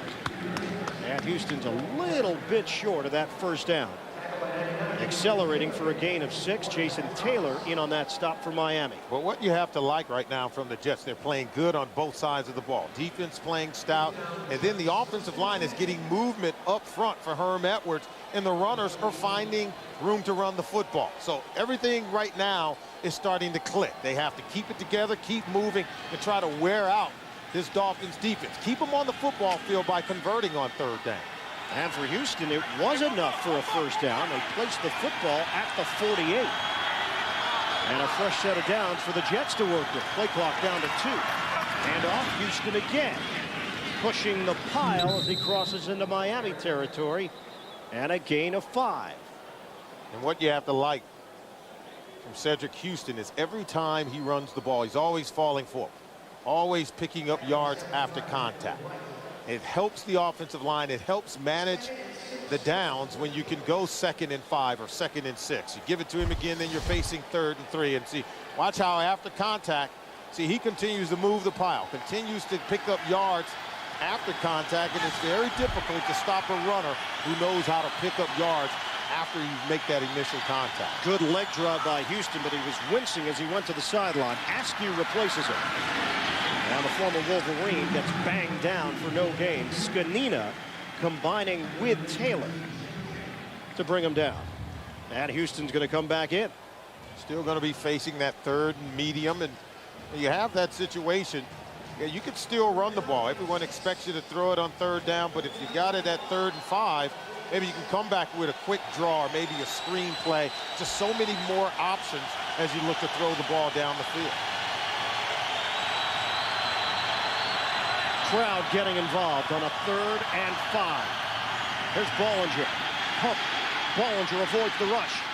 Bollinger throwing on that quick sideline toss to Cotchery. 7-yard pickup. And the Jets get a first down. Yeah, this is all Bollinger. He buys time. He's able to get away from the defenders because Jason Taylor had him in the backfield. He's able to get out on the perimeter and have the quick strike over to Cotchery. But Bollinger, his athleticism, very surprising. You see how many times he's been knocked down today. He's very tough. Had to hurry a lot of throws, been sacked twice, but his mobility just buys him more time to get rid of the football. Now, Herman Edwards told us he has gained the respect of his teammates because of his toughness this season. He has taken some shots. Bollinger, strong throw to Coles. And tackled at the 27-yard line by Madison. 13-yard gain and another Jets first down. Tuesday, January 17th, here on CBS. Tom Cavanaugh stars in the new series Love Monkey, the show that's all about what friends, music, and life are all about. It's Love Monkey. It's coming to CBS January 17th, America's #1 network. Taylor is now on the sideline for Miami and a 1st and 10 for the Jets. At the Dolphins 27, Jolly goes in motion. Take the handoff, Bollinger. Had to get rid of it. Nobody was in the area. David Bowens with a hit. Time for an NFL Today update. Let's go to New York. Greg Gumbel. All right, I had a different Colts team in the second half. They intercept Drew Brees. 2 plays later, Edgerrin James from a yard out with the extra point cuts the Indianapolis deficit to 16-10 late in the third, guys. Now the Colts' unbeaten season is not going to go away quietly. Offense, 10-yard penalty from the previous spot. Lost it down, 2nd down. Well, not surprising, the call from Walt Coleman, intentional grounding on Bollinger. There was nobody there as he was dealing with a heavy rush. He's trying to avoid the sack. So often you hear coaches and everyone telling the quarterback, hey, get rid of the football. Sometimes you got to get rid of it in a proper manner. At times, Brooks Bollinger was called for intentional grounding. No one in the area when he went to get rid of the football. There you see him just dropping back. And watch, no one in that area. So a 2nd and 20. It just took the Jets out of field goal range. 2 tight ends in this formation. Bollinger has been outstanding. 15 of 21, 215 yards, a couple of touchdowns. Cut back by Houston. And again, fighting for extra yardage. They're going to spot it just short of the 30-yard line. Brandon Moore and Scott Gregg with key blocks, 7-yard gain. And now they're facing that 3rd and long. You're going to need Brooks Bollinger to make a play. They've been able to go up top and beat just about every member of the Miami Dolphins secondary. They've beaten Daniels, they've beaten Sam Madison, the veteran corner, for a touchdown, and they've beaten the safety Lance Schultz. On a 3rd and 13 movement, was it Jones that moved first? False start, 79, offense. It was. 5-yard penalty, still 3rd down. And again, field goal range affected. Adrian Jones is one of those young tackles. Started the season at right tackle, then they had to move him over.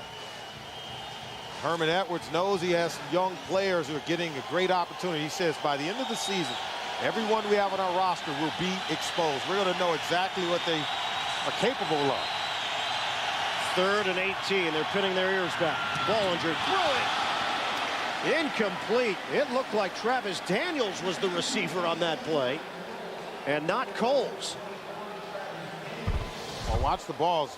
Watch number 89, the slot receiver. Cotchery's going to put a hand up, then pull it down. And Daniels actually broke in front of Lavernius Coles. So that pass intended for Cotchery overshot him and then put Coles in a defensive position. We're going to try a 53-yarder for Nugent. This would be a career long in the NFL for the rookie out of Ohio State. 53-yarder, no, they'll pooch it. And Nugent, little punt as it rolls inside the 20. All about field position if you're the New York Jets. Play slow and conservative. Log on to over the Dolphins with 2:12 remaining in the third. Herman Edwards trusting his defense that they can handle Sage Rosenfels, the backup quarterback, as Frerotte was knocked out of the game with an injured finger, trying to make a tackle following a costly interception. And so far, Rosenfels is what, 3 of 6 so far in the game, but they put pressure on him. They brought pressure right up the middle, trying to force him to throw the ball quickly. Scouting report on Rosenfels. Good arm strength, a mobile guy as he steps up and throws. It's complete to Booker. And a penalty marker thrown at the line of scrimmage. You saw the arm strength on that throw from Rosenfels.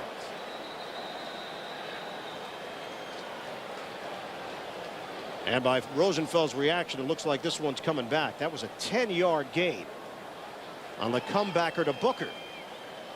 Personal foul, grasping the face mask, 63, offense, half the distance to the goal, still first down. And that's Alonzo Ephraim, who was in the starting lineup because of the season-ending injury to Seth McKinney, out for the year with a knee injury, and Ephraim starting at right guard. And you can see Ephraim, he's that guard right here. See right there?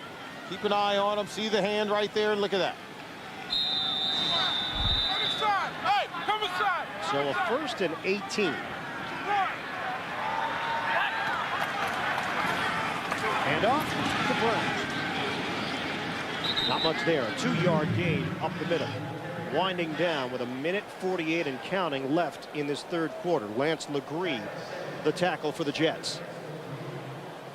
Watch Donnie Henderson and the Jets. They'll come after Rosenfeld. We talked about the fact that they want to put pressure on him. They want to do more than that. Donnie Henderson not only want to put pressure on a young quarterback, but they want to get the ball out, create a turnover, look for John Abraham to turn it loose. Shotgun and penalty markers again.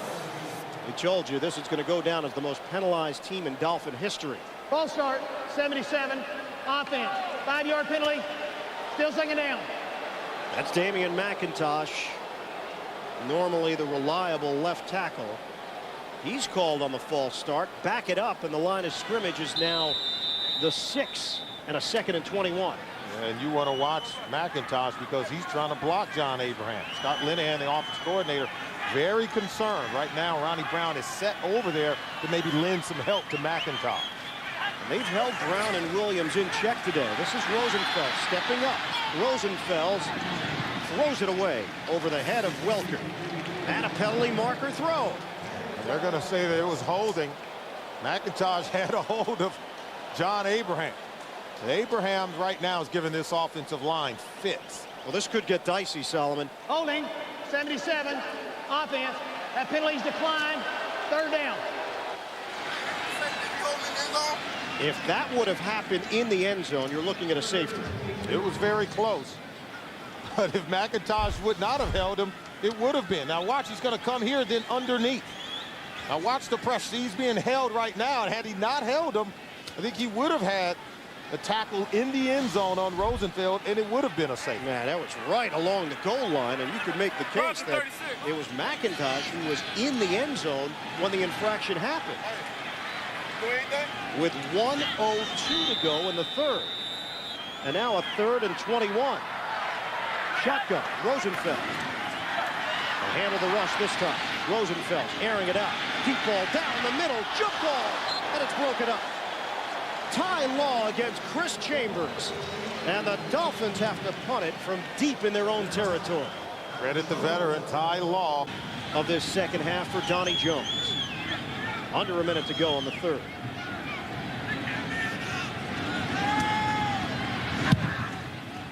This is Cotchery. He will catch it at the 49. And down after a gain of 1 at midfield. Jeremiah Bell shaking his head. He made a good play. That now seems to belong to the New York Jets and Brooks Bollinger. They will open up at midfield, leading it 17-10.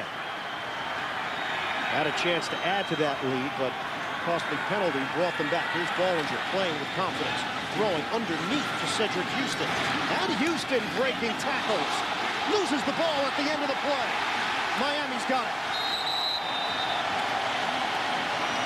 Just trying to make a play.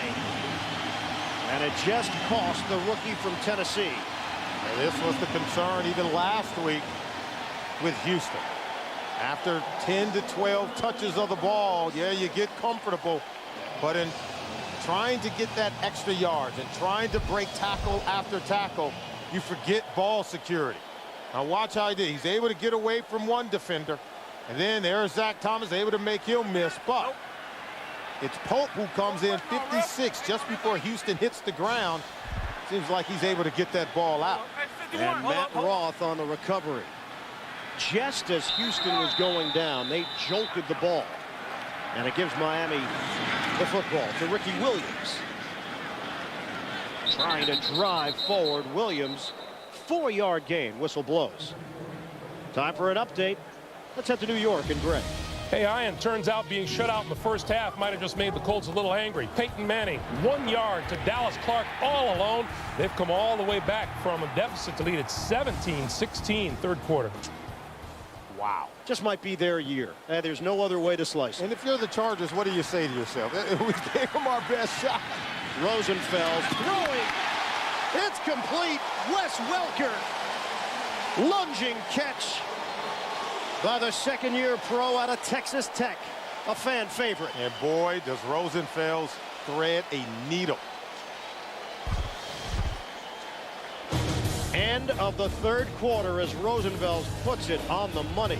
And we've got a game in Miami. It's every man's holiday.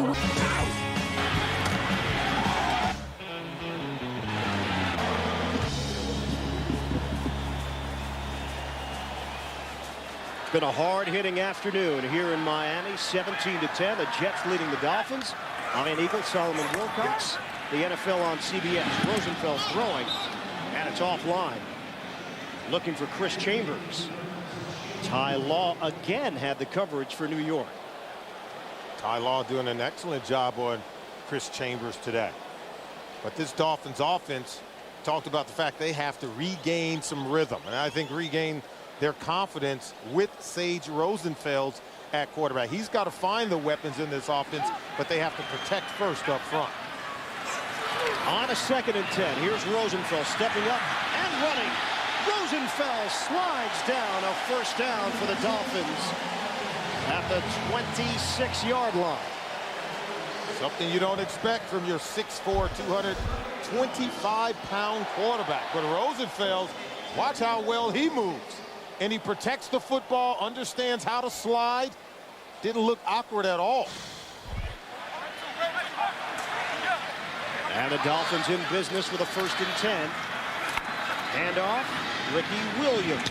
And he is spun down. Good combination up the middle. Hobson was there with Dave Ball, who was signed off the San Diego practice squad and has been put to use. This is where the Dolphins like to go with that bunch formation. They like to get 3 wide receivers on the field along with their tight end. Any guy can actually attack the middle of the field where it's a much shorter throw for the quarterback. Early stages, 4th quarter. Dolphins trying to rally. Cutting it upfield. It's Williams taking it the distance. Touchdown, Dolphins.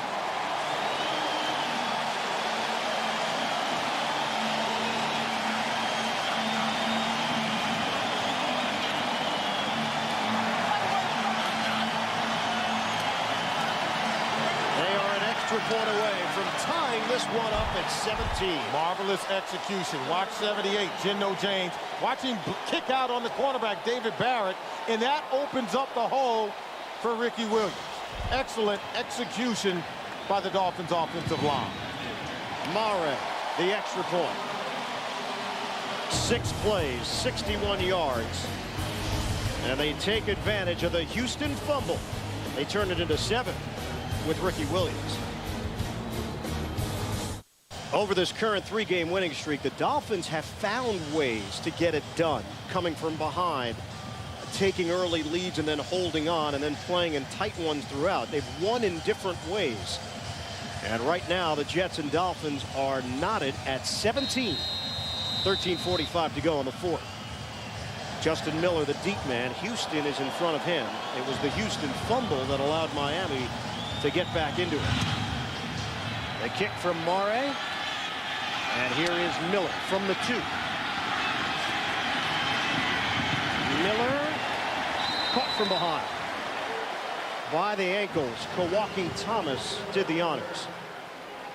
Coming up, it'll be the Subway postgame show. Greg, Dan, Shannon, and Boomer.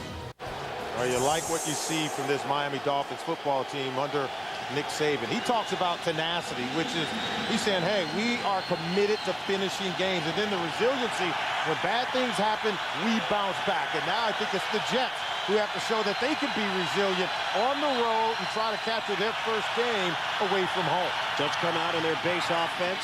Houston with a stutter step. And Donnie Spragan read it well.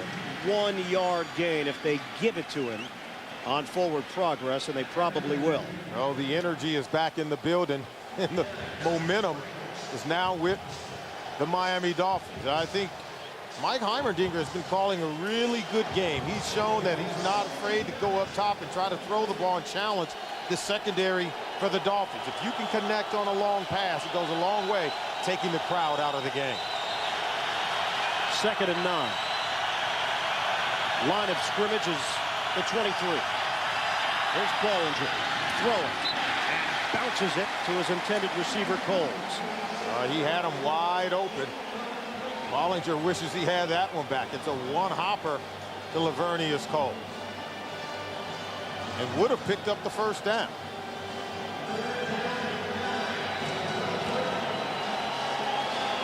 No Jet team has ever gone 0-8 on the road. Have to go back to 1964 when the Jets went 0-7 away from home. Obviously, back then they were playing 14 games as opposed to 16 in the regular season. Fans are fired up. Here comes the rush. Bollinger releases short of a first down to Jolly. Now the Jets will punt, a 4-yard gain. And Jeremiah Bell is a much better cover safety than Lance Schultz, because they're going to try to get him out of the backfield. Watch number 37, locked up in man-to-man coverage. Okay, he makes the catch, but I'm not going to trip, fall down, allow you to run away from me and pick up the first down. So now Ben Graham will punt it. Miami will get the football back with a chance to take the lead. Welker from the 32. This is returnable. Cuts it upfield and emerges through a hole out across the 40. 42-yard punt and 11-yard return. Tackle made by Kenyatta Wright. Dolphins will have the ball when we return. By the new Sprint. Sprint. Yes, you can. Toyota. Choose any direction as long as it's forward. Toyota. Moving forward. And by KFC Snacker. They're good.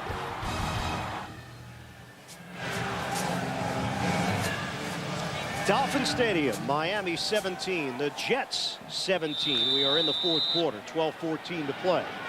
Dolphins trying to even their record at 7-7. Jets with their last chance to grab a road victory here in 2005. They wrap up with New England and Buffalo at home. Handoff, shake and bake by Ricky Williams. And David Barrett sticking with him. And throws him down, but not until he gets a 7-yard gain. NFL Today. Boomer Esiason on Manning versus Manning. No, Peyton has a better chance. Eli will get there, but not this year. Shannon Sharp actually says yes, but it's going to be Peyton against Ricky Manning. He's nutty, isn't he? Carolina's got a shot. They do. Dan like Jacksonville and Pittsburgh in the AFC wildcard selections. And off, Williams again. And this time he slowed down at the line of scrimmage. So give credit to Reed and Thomas bringing down Ricky Williams. And Ricky Williams is part of that 1-2 punch coming out of the backfield for the Dolphins. Ronnie Brown, he's had his problems holding on to the football, but has ran the ball very well. 3 fumbles in his last 3 games, and so you could bring in Ricky Williams, who you know is going to hold on to it. Either way, the production remains at a high level. Trying to move the chains here on a 3rd and 2. They'll try to do it through the air. Rosenfeld steps up and throws. Booker, touchdown, Dolphins.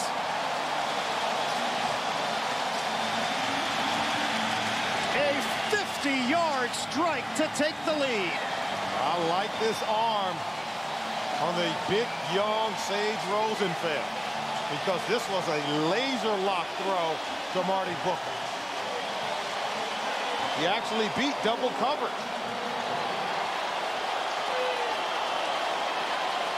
We said at the top, this offense could take it in and score from anywhere on the football field, and they just showed you.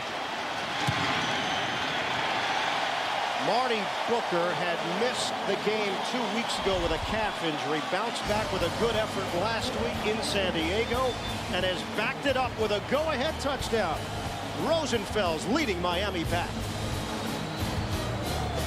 50-yard pass and catch. Rosenfeld's to Booker.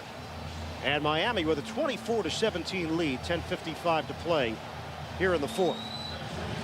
Mare will kick it off. Justin Miller back in his own end zone, and it's Cedric Houston about 7 yards in front of him. Door opened after the Houston fumble, trying to get extra yardage after a catch. And Miami has been able to go back-to-back touchdowns to take a 7-point lead. Here's Miller. And Miller goes tippy-toeing his way into the crowd. Sammy Morris, the stop on special teams. Now, how do you beat double coverage? Well, here is Marty Booker. I'm going to show you. This is Eric Coleman, and then this is Kerry Rhodes, the safety up top. And they're going to have double coverage, but then Eric Coleman will slip and fall down. And then they get behind Kerry Rhodes, and from then on, both guys are beat. An excellent throw by Sage Rosenfeld, and then Marty Booker does his best to fight to get into the end zone.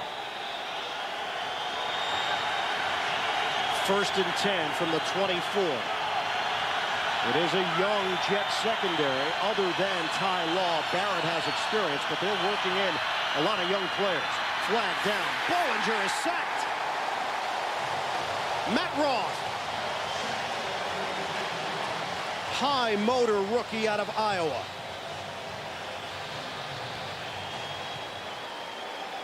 And there's a flag down.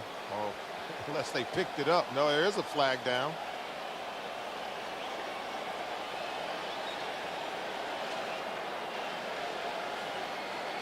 Illegal motion, 81.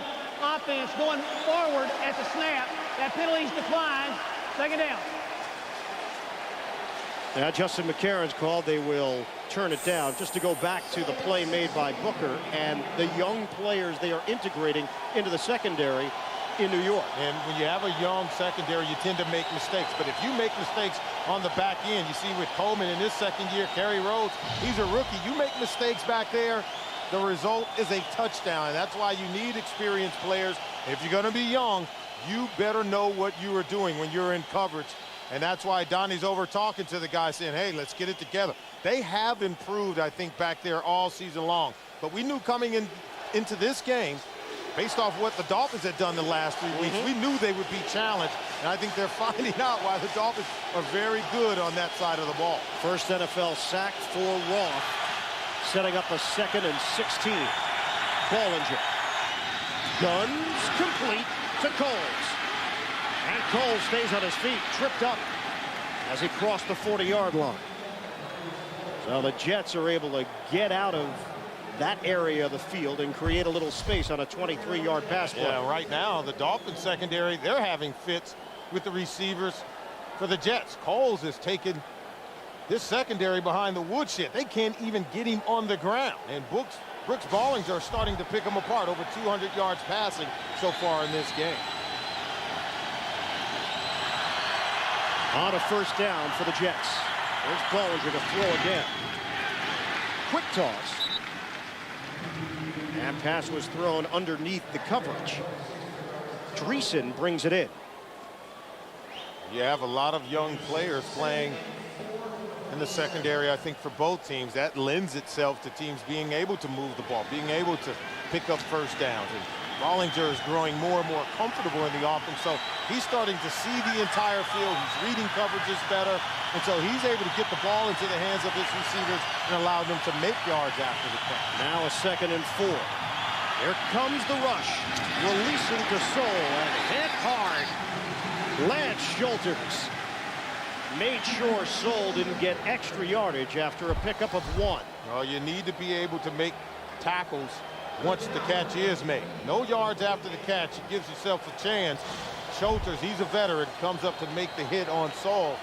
And now the Jets are facing that 3rd down. Remember earlier in the game, they would go with the play action. They come out with the boots and try to get the ball on the backside to Jolly. Look for him to get that defense moving one way and come back to the other side. This is a 3rd and 3. Bollinger, heavy rush, gets rid of it to Jolly and a first down. Good pocket presence by Bollinger. Oh, quick 3-step drop. It always helps if you want to beat the pass rush. So if you don't roll out your quarterback to beat the pass rush, you go 3-step drop because they're coming off the corner with Jason Taylor. See, 3 steps, ball is out. Into the hands of Doug Jolly. They're able to move the chains. And right now, Herm Edwards said, we can't win a high-scoring game. And this score is much higher than Herm Edwards would like for it to be. By far the best game Jolly has had as a Jet. 94 yards on 7 catches and a touchdown. Going to the flat. And Cedric Houston darting his way along the sideline. And he ducked out of bounds after a gain of 9. Well, I like what I'm seeing from Bollinger because his vision is downfield. It's not on the pass rush. He's looking for his receivers, but he understands now in terms of the pocket presence. You can't hold on to the ball, so as you look downfield, you don't see your guy open, just check it down to the runner, Cedric Houston. Throw it to him, allow him to create yards after the catch, and now they're looking at that 2nd and 1. This is a waste down. Normally, you'll go down the field, take a shot deep toward the end zone. Down to 7.5 to play in the 4th. Miami 24, Jets 17. Bollinger throws. Jolly goes up to get it. And he's got a New York first down inside the 35. 6-yard gain as we head back to New York. Another update, Greg Gumbel. All right, Ian, in Minnesota, Pittsburgh Steelers slowly but surely putting a hold on this game. Michael Bennett can't get out of the end zone courtesy of Joey Porter. The safety gives the Steelers an 18-3 lead. They're under 11 minutes to play for the 4th quarter, guys. And Greg, it is set up nicely for Pittsburgh, if you look at the schedule, to go on a playoff run here in December. And the Vikings, they have to prove that they can beat some of the best in the league. You can't back your way into the playoffs. Down to 6:45 left. Bollinger standing in the pocket, throwing to Dreesen. That forward progress will give him the 26-yard line. And a 6-yard gain. Now they'll place it more at the 27th. Well, right now, it's very difficult for that front defensive line for the Dolphins to get to Brooks Bollinger. You know they want to. You see, they have not allowed a 300-yard passer in 43 consecutive games. And now you're going to allow the 3rd-string quarterback, Brooks Bollinger, to roll in here and pick you apart. He is 7 of 7 on this drive. Bollinger steps up and throws incomplete.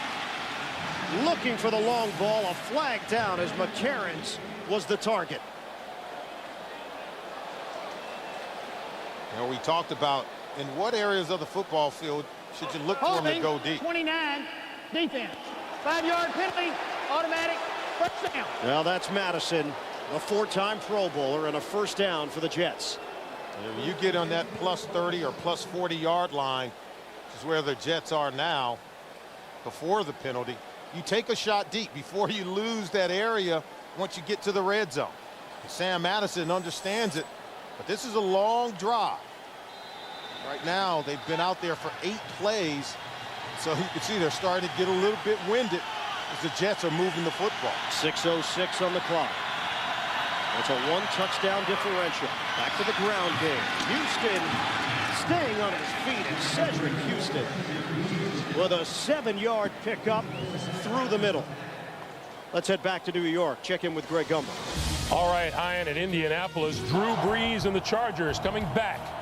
54 yards. Brees to Keenan McCardell. It set up Nate Kading for his 4th field goal of the day from 49 yards out. The Chargers have regained the lead. 19-17 coming up on 6 minutes to play. Chargers have some fight in them. There's a reason why you have not seen undefeated teams in the NFL. That's right. Everyone wants to knock you off. That bullseye is on your chest. 10th play of the drive. Bollinger, look out. Bollinger, can he get out of trouble? He does! But finally brought down by Taylor. And Brooks Bollinger is trying to get up and get back to the huddle. I think his athleticism is a surprise to just about everyone on the football field. You do not expect this from Brooks Bollinger. Guys falling down all around him. Now, I think it's one thing to get away from those other linemen. It's another thing to get away from Jason Taylor. Not easily done. 2nd sack of the day for Taylor. And now a 3rd and 4. We hit the 5-minute mark in this 4th quarter. Entertaining second half here in South Florida.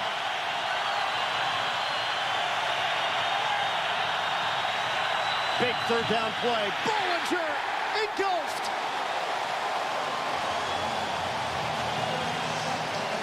Pass rushing specialist David Bowens just making Bollinger's life troubling. They come right up the gut.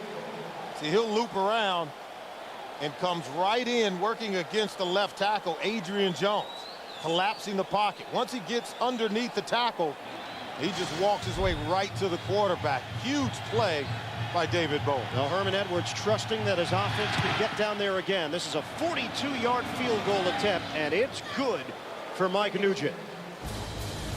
24-20.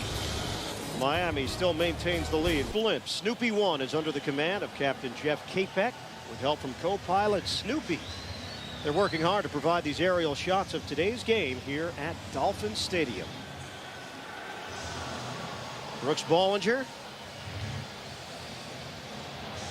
Well-deserved rest out along the sideline. It was a day that did not develop the way Gus Frerotte anticipated. Done after the first half because of a finger injury, but Sage Rosenfels once again in relief has gotten it done, as opposed to the start he got against Cleveland, and he just didn't have it. Nugent after the field goal, kicking off to Welker.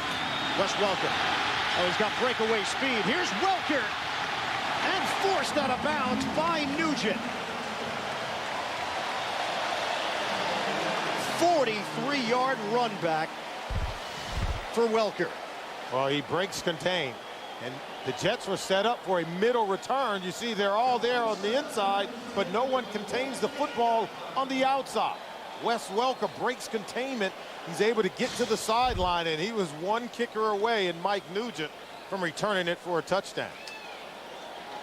And with 4:23 to play in the 4th, Miami is looking to use as much clock as possible. Obviously, they're looking to add points if they can. But most importantly, see that clock roll down and don't leave the Jets with an opportunity to come back. And off, it's Williams. And Ricky Williams is spun down. Able to get back to the line of scrimmage, maybe even a gain of a half yard or a yard. Coming up tonight on 60 Minutes, a secret American plane used for snatching terrorists. Is it a one-way ticket to the torture chamber? 60 Minutes tonight, followed by a new cold case, then the world premiere holiday movie, The Christmas Blessing, starring Neil Patrick Harris and Rob Lowe. That's tonight on CBS, America's #1 network. Jets have used a timeout with 4:11 to go. They still have 2 remaining. Miami has 3. And, of course, the 2-minute warning. Jonathan Vilma, Miami native. 30 tickets for family and friends. John Abraham. Well, those are the guys that Donnie Henderson are looking to make a play. in this situation, and so is Ty Law. But you got to watch John Abraham, because even on that last run play by Ricky Williams, he was deep into the backfield of the Miami Dolphins. If you can't block John Abraham, your offense is going to have problems, and this is where he likes to kick it up a notch. He likes to turn it up and look to make a big play. You know, he's wanting that long-term contract. So much has been talked about, you know, what will happen to him at the end of this year, because he's been franchised. You know, he would like to have some security in a long-term deal, and so he's the guy that's willing to go out and play for it. He's willing to go out and make plays. Well, he made things happen last week with 2 sacks, 2 forced fumbles, a fumble recovery. And with 4:13 left, Miami faces a 2nd and 9, a 3-receiver set. Here's Rosenfels rolling, throwing, incomplete. Trying to get it to Randy McMichael. And only 5 seconds come off the clock. I think it's a good call. I think the first play they came out and they ran it. And then what you do, you have play action boot. And so you're able to get the quarterback out of the pocket and then protecting from John Abraham at the same time when you have that half-field roll by Sage Rosenfeld. And now at 3rd and 9, you're going to look to drop back in the pocket and throw it, but you better make sure you protect the backside of the quarterback from John Abraham. Operating out of the gun, Rosenfels. 3rd down, underneath, catch made by Chambers, and spilled out by Kerry Rhodes, saving a 1st down. They needed 9, they got 6, and despite the excellent field position, Miami doesn't do much. And watch, they blitz and they bring Vilma, so that forces the quick throw, 3-step drop, get it over to Chambers, and Rhodes takes the upfield angle, makes sure he secured the tackle. Chambers not able to make it to that 1st down mark. And that's what you do when you blitz the quarterback. You have to be in a position, if they can complete it on the short throw, you just have to be in position to make the tackle. You could tell that up front on the defense and on the back end in the secondary, the defense was executed to perfection. Jets just used their 2nd time out of this 2nd half. They've got 1 remaining. Miami's playoff hopes are slim at best. They need a lot of help, but before they can even think about other teams helping them out, they've got to win. Just like Nick Saban would say, take care of your own business. Look at the AFC playoff picture. See the 4 division leaders, and Jacksonville, I think, has that first wild card spot just about locked up.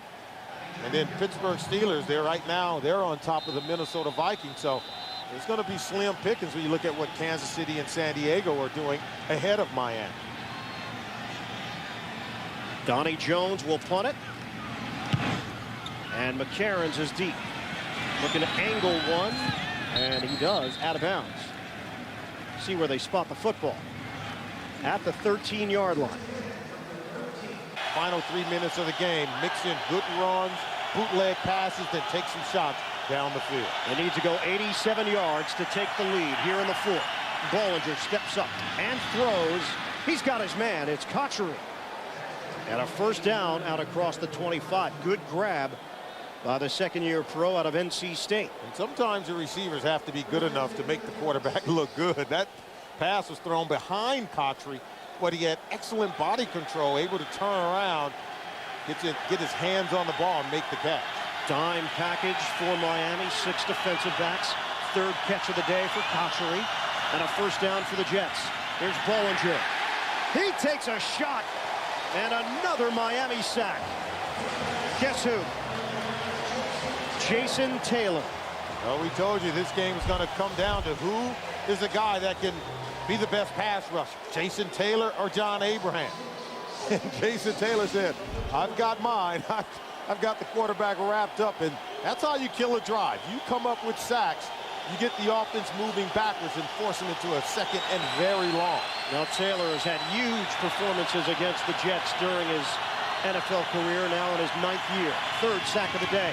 Bollinger able to find Jolly on a short gainer. 3 yards with the clock moving. 2:45 and ticking left in the 4th. Jets still have 1 timeout to work with and the 2-minute warning. Lance Schulters made the tackle, but he was frustrated with himself because he knows should have been in tighter coverage. And had he been tighter, you know it's a 3-step drop by the quarterback because you're blitzing. They can't block them all. So if the ball's going to come out, 3-step drop. Get into position to make a play on the ball and possibly come up with an interception. No sense of urgency from this offense as they're taking their time here. Obviously, they've got to focus on the 13 yards, but the clock will become a factor. Bollinger steps up, floats one high in the air, and Cotchery can't catch up to it. They only have one timeout left. They've got the 2-minute warning. They really cannot punt here. Just look at the mathematics of it. And that's why you see them taking shots down the field. They knew they were going to get blitzed, but they had man coverage. So they say, hey, let's go down the field. Cotchery could not get on top of Reggie Howard, but I think it was a shot worth taking. So they will go for it on 4th and 13. Thing is, with a 4th and 13, you can go for it down the field, or you can throw it underneath and hope you can break a tackle and then pick up the first down. Here's your ball game right here. Miami can put an end to it. Bollinger steps up, looks downfield, and it's incomplete. Flag down! Cotchery was asking for it against Reggie Howard. It's part acting job and part salesmanship by Cotchery. Because the ball was up, and as both were going for it, 25 defense. You see they're going to say illegal contact by Reggie Howard. Reggie Howard didn't find the football, and so the contact between he and Cotchery, Cotchery goes down and draws the flag, and the drive remains alive. Sideline. He was trying to chat with Walt Coleman and now is still going at it with the line judge.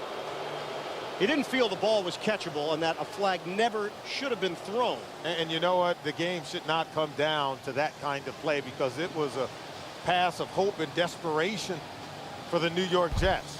And let's watch the play. Now, is contact initiated? And even, is this ball catchable?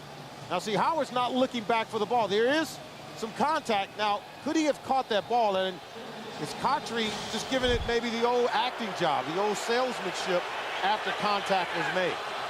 It keeps the Jets alive with a 1st and 10 at the Miami 43, a 34-yard penalty. Bollinger handles the rush, gets rid of it, and throws it away. With 1:53 left, Jets still have one timeout remaining. Bowens and Taylor applied the heat on Bollinger. Really is about the pressure, but it's about coverage on the back end as well. Look at the Sam Madison locked up with Lavernius Coates. Nowhere to go with the ball because he's in excellent position. When the ball is thrown late, it goes out of bounds. 2nd and 10. Jets 0-7 on the road, looking for a 4th quarter rally in their last road game of the season, and flags come down. It's going to work against New York. Full start, 78, offense. 5-yard penalty, still 2nd down. That's Jonathan Goodwin called on the penalty as we head to New York. An update from Greg Gumbel. All right, Ian, in Indianapolis, that dream of a perfect season looks like it's about to go down the drain. Michael Turner, 83 yards as they come up on 2 minutes to play in Indianapolis. San Diego leads the Colts 26-17. Back to you. Wow. The big play. It's something the Colts, I think, have been good at, not allowing those explosion plays with the safeties, Mike Dawson, Bob Sanders. And it's the big play that really takes them down. Shotgun, 2nd and 15. Bollinger over the middle. Spin by Houston. Able to stay upright and bang his way for a 1st down. Boy, he is a tough out. Tough to get on the ground in the play. And Brooks Bollinger has gone over 300 yards passing on the day. 1st and 10 from the Miami 32. 1:27 left. Bollinger fired over the middle. It's complete. And it's Cotchery for the Jets inside the 20. Well, the Jets are on the move, and they're finding some seams to throw the ball underneath against this secondary. And Bollinger will spike it with 1:09 left. They've got one timeout and 1:09 on the clock. And I think you have time to actually call a play and not use a timeout or waste a down. I think you get 3, maybe 4 shots, and You waste that down, now you're limited in terms of your opportunities to get it 12 into the men end zone. on the field. Defense, 5-yard penalty, still first down. Well, you get it back. 12 men on the field against Nick Saban's team, and the frustration throughout the year, these penalties averaging 8.5 per game, the most in Miami Dolphins history. Well, the resiliency that Nick Saban talked about, it's being tested today. Because after the penalty on Reggie Howard on 4th down, had you executed that play, you're off the field and this game is over. But now you're deep inside your own red zone and you have to turn it back. Brooks Bollinger's just taking whatever this defense has given him, and they've given him plenty. Ball is spotted at the 14. Miami 24, the Jets 20. On a 1st and 5 for New York. Bollinger having a banner day. Thomas waiting to rush. Here they come. Bollinger unloads to the end zone.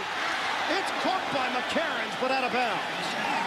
Travis Daniels getting a piece of it. And momentum carried both of them past the end line. It's actually well played by Travis Daniels. See, he goes up for the ball with both hands at its highest point. By the time it comes off his hands and into the hands of McCarron's, McCarron's has already run out of the field of play, and he's out of bounds. Well, the Jets with 1 timeout left and with 1:03 on the clock, they could elect to run the football here. They've got enough time to work with. Your best chance of running it is with a quarterback draw. I like the way Brooks Bollinger carries the ball himself. Bollinger steps up and throws it incomplete. Cotchery with white jerseys surrounding him in double coverage.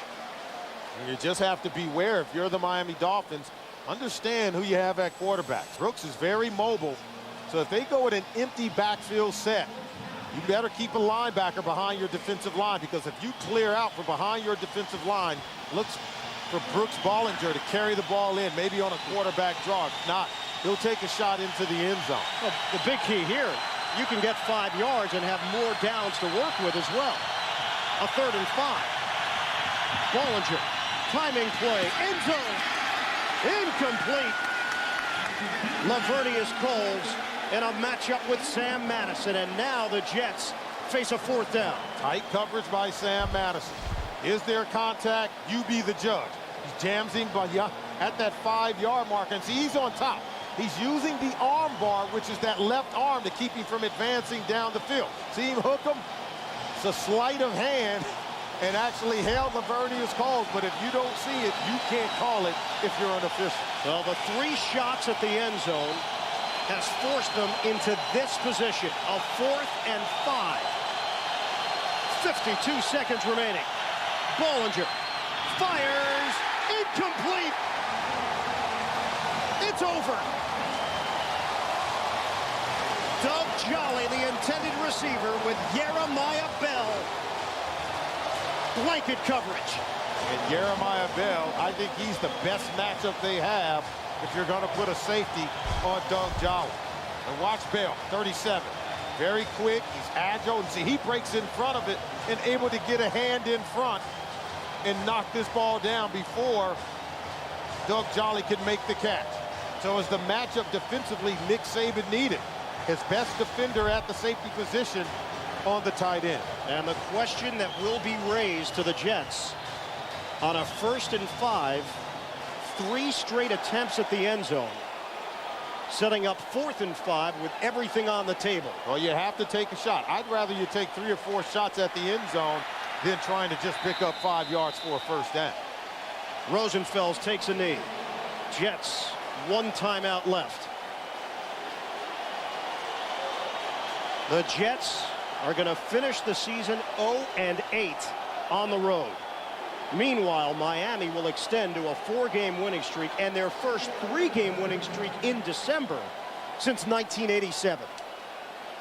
Oh, the resiliency Nick Saban talked about, it showed up.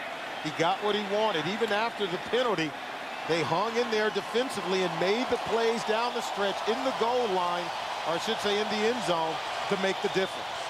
The Jets and Herman Edwards fall to 3-11. Miami ups its mark to 7-7. The Dolphins hold on for a 24-20 victory over the New York Jets. Miami is at the 500 mark, trying to stay alive in the playoff picture. For Solomon Wilcots, I'm Ian Eagle. Let's send it to New York and Greg Gumbel.